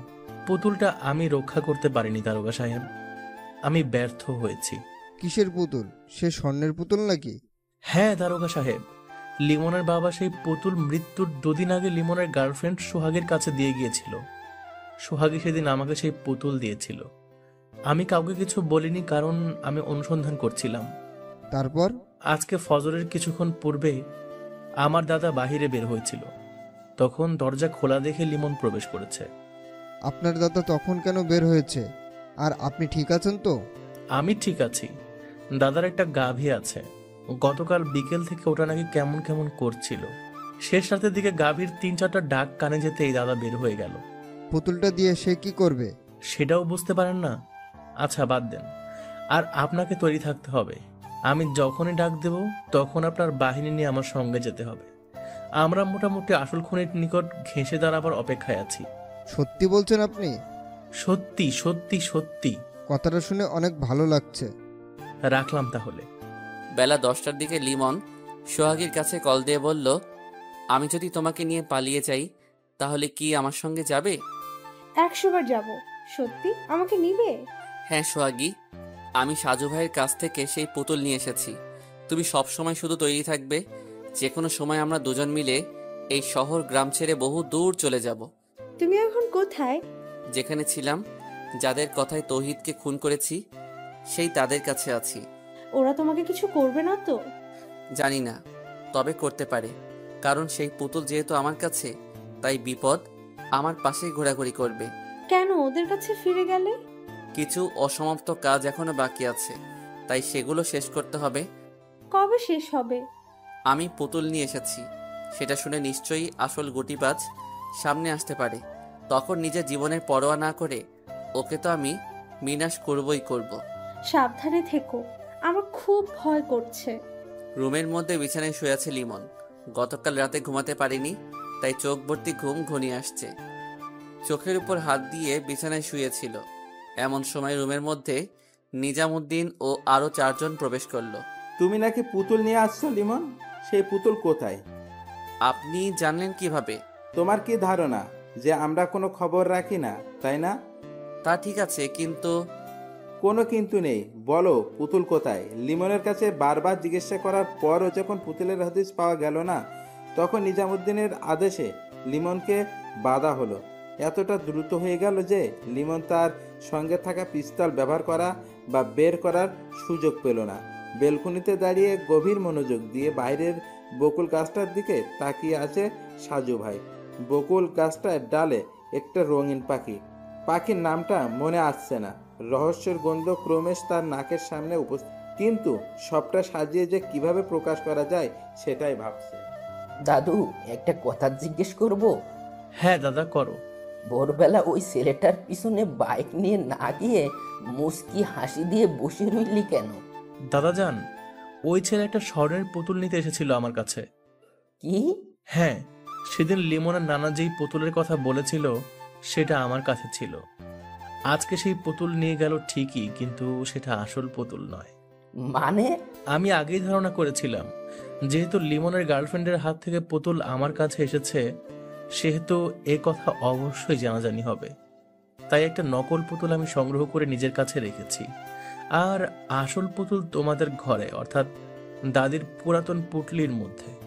আচ্ছা, বুঝতে পারছি, কিন্তু নকল পুতুল দেখে কি ওরা বুঝতে পারবে না? মানে দেখতে কি একই রকম নাকি? না দাদা, পুতুল দুটোই আলাদা। আর লিমন বা সেই মূল পরিকল্পনাকারী কিন্তু সেই পুতুল আগে দেখেনি। আর লিমনের পেছনে পেছনে বাইক নিয়ে তাড়া করিনি, কারণ ওই নকল পুতুল যেখানে থাকবে সেই স্থানের লোকেশন আমি দেখতে পারবো। কিভাবে? পরে বলবো দাদা যান, এখন একটু ভাবতে হবে, তাই পরে কথা বলবো। লিমন বিছানায় হাত পা বাঁধা অবস্থায় পড়ে আছে আর মনে মনে হাসছে। কয়েক ঘন্টা আগেই সে সাজু ভাইকে এভাবেই বেঁধে রেখেছিল, আর এখন সে নিজেই বন্দি। নিজামুদ্দিন বারবার তাকে পুতুলের কথা জিজ্ঞেস করছে, আর লিমন শুধু বারবার মাথা নেড়ে না বলছে। হঠাৎ করে দরজা খুলে কালো টি শার্ট পরে একটা ছেলে প্রবেশ করলো। মুহূর্তের মধ্যে হাতের পিস্তল নিজামুদ্দিনের দিকে তাক করে পরপর 3টা গুলি করলো। নিজামুদ্দিন আস্তে আস্তে নিস্তেজ হয়ে ঢলে পড়লেন। কালো টি শার্ট পরা লোকটা বিড়বিড় করে তখন বলল, ক্ষমা করবেন নিজাম ভাই, বসের সঙ্গে আপনার বেইমানি করতে চেয়েছিলেন, তাই বসের নির্দেশে আপনাকে মারতে বাধ্য হলাম। নিজামের লাশের দিকে এক দৃষ্টিতে তাকিয়ে রইল লিমন। তারপর স্বাভাবিকভাবে মাথা উঁচু করে ডান পাশে দেয়ালের দিকে তাকিয়ে রইল। 2 জন ব্যক্তি এসে নিজামের লাশ নিয়ে গেল, আর সেই খুনিটা তখন লিমনকে বলল, তোমার সঙ্গে দেখা করার জন্য আমাদের বস এখানে আসছেন, তুমি তার সঙ্গে কথা বলতে প্রস্তুত থেকো। আচমকা শক্ত হয়ে লোকটার দিকে অবাক হয়ে তাকালো লিমন। তার চোখে মুখে স্পষ্ট আশ্চর্য হবার ছাপ। সত্যি সত্যি কি তিনি আসবেন, নাকি তার পরিবর্তে অন্য কাউকে পাঠাবে? বস নিজেই আসবে, কিন্তু তার আগে তোমার চোখে কালো কাপড় দিয়ে বাঁধা হবে। চোখ বাঁধা হবে কেন? কারণ তিনি তোমার পরিচিতি। আরও কিছুটা বিচলিত হয়ে লোকটার মুখের দিকে তাকিয়ে রইল। যদি পরিচিত কেউ হয় তবে আজকে কেন সামনে আসবে? তাহলে কি তিনিও পুতুলের লোভে? পুতুল তার কাছে জেনে তিনি সামনে আসতে যাচ্ছেন, কিন্তু কিভাবে জানলো যে পুতুল লিমনের কাছে? লিমন তো শুধু সোহাগীর কাছে সকালবেলা বলেছিল। তাহলে কি? আরও ঘন্টাখানিক পরে লিমনের চোখ সত্যি সত্যি বেঁধে দিল। কিছুক্ষণ পর রুমের মধ্যে নতুন কারো আগমন অনুভব করলো। নতুন কেউ প্রবেশ করেছে সেটা বুঝতে পারছে, কারণ আলাদা একটা ঘ্রাণ আসছে নাকের ডগায়। লিমন নিজেই বলল, আপনি তাহলে আমার সামনে এসেই গেলেন? তা বলেন, আমি আপনার জন্য কি করতে পারি? গম্ভীর কণ্ঠে জবাব এলো। এতদিনে তোমারও নিশ্চয়ই ধারণা হয়ে গেছে যে এত কিছুর পিছনে কোনো জিনিস দায়ী হতে পারে। কণ্ঠ বেশ পরিচিত, ঠিক মনে আসছে না। লিমন কিছু বলার চেয়ে চুপ করে কণ্ঠ শুনে চিনতে চেষ্টা করছে।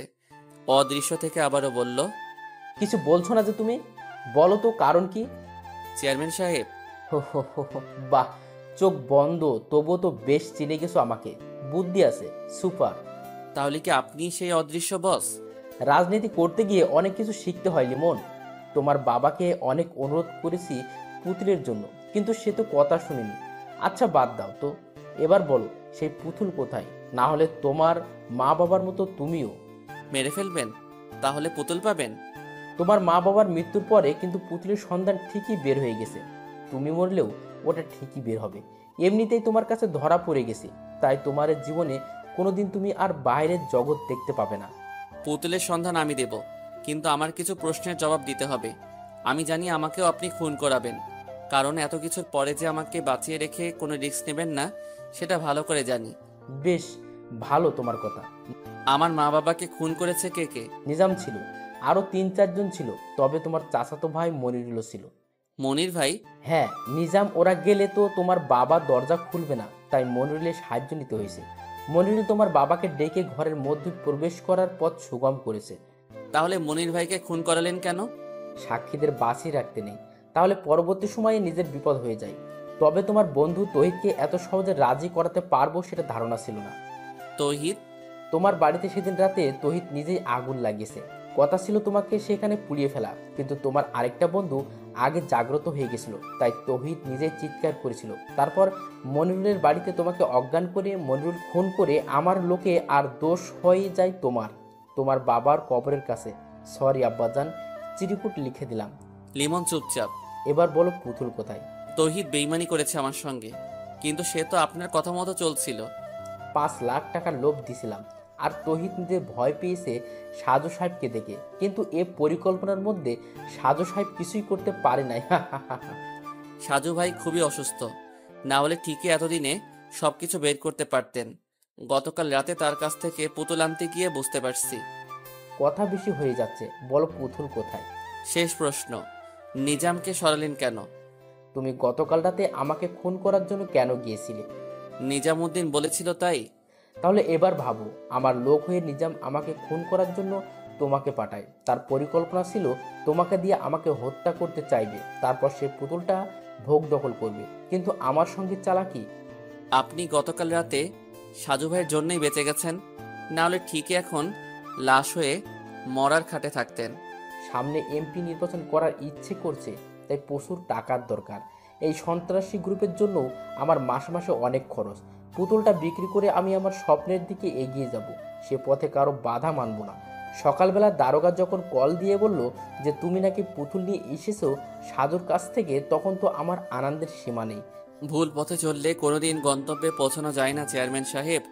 সঠিক পথে কষ্ট হলেও চলা উচিত, কারণ সেখানে সফলতা আছে। কিন্তু ভুল পথে যতটা সামনে যাবেন ততটাই কিন্তু ভুলের গভীরে তলিয়ে যাবেন। জ্ঞান হজম করার কোনো সময় নেই, তাড়াতাড়ি পুতুলের ঠিকানা। সম্পূর্ণ কথা শেষ হবার আগেই রুমের মধ্যে হুট করে কয়েকটা গুলি শব্দ হলো। রুমের মধ্যে হঠাৎ কেমন হট্টগোল হতে লাগলো। হাত পা বাঁধা লিমন কিছুই বুঝতে পারল না। রুমের মধ্যে যারা ছিল তাদের গোঙানির আওয়াজ শোনা যাচ্ছে, কিন্তু মারল কে? বেশিক্ষণ ভাবতে হলো না তার। ততক্ষণে নাসরিন তার চোখের কাপড় খুলে দিল। এরপর এক এক করে হাত পায়ের বাঁধন খুলে বলল, তাড়াতাড়ি পালাতে হবে, না হলে কিন্তু আবার কেউ আসতে পারে। রুমের মধ্যে 3টা লাশ পড়ে আছে। চেয়ারম্যান সাহেবের দিকে তাকিয়ে লিমন খানিকটা ভাবনার মধ্যে হারিয়ে গেল। নাসরিনের দিকে তাকিয়ে সে কৃতজ্ঞতা স্বীকার করল। মা বাবার মৃত্যুর জন্য দায়ী সবাই শেষ। বাগেরহাট বাস স্ট্যান্ডে বাসের মধ্যে পাশাপাশি বসে আছে নাসরিন ও লিমন। লিমনের মুখে মাস্ক আর নাসরিন বোরকা পরিহিত।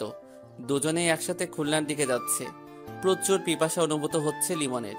নাসরিন তার ব্যাগ থেকে পানির বোতল বের করে এগিয়ে দিয়ে বলল, বাসায় ফ্রিজে লেবুর শরবত বানানো ছিল, তাই নিয়ে আসলাম সঙ্গে করে। খাবে তুমি? খুব পিপাসা লেগেছে। তাহলে খাও।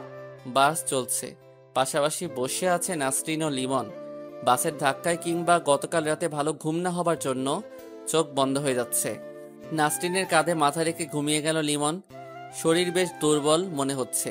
হঠাৎ করে ঘুমের মধ্যে সে শুনছে তার কানের কাছে নাসরিন ফিসফিস করে বলছে, এটা তোমার জীবনের শেষ ঘুম। তুমিও তোমার মা বাবার কাছে চলে যাচ্ছ। এতদিন পর আমি আমার পরিকল্পনায় সফল হলাম, কিন্তু আফসোসটা হচ্ছে নিজামকে ওরা মেরে ফেলেছে। লিমনে তখন চিৎকার করে কিছু বলতে ইচ্ছে করছে, কিন্তু পারছে না। বাস ভর্তি মানুষ নিয়ে এগিয়ে যাচ্ছে বাসটা। চারিদিকে কত মানুষ বসে কিংবা দাঁড়িয়ে, কিন্তু লিমন তাদের সাহায্য নিতে পারছে না। তার মানে নাসরিন নিজেও পুতুলটা আত্মসাৎ করতে চেয়েছে। নিজামুদ্দিন আর সে একসঙ্গে আলাদা পরিকল্পনা করেছে। লিমন যখন চোখ মেলে তাকালো তখন সে শুয়ে আছে হাসপাতালের বিছানায়। তার সামনেই বসে আছে সাজু ভাই। একজন পুলিশও দাঁড়িয়ে আছে সাজু ভাইয়ের সঙ্গে। কি খবর?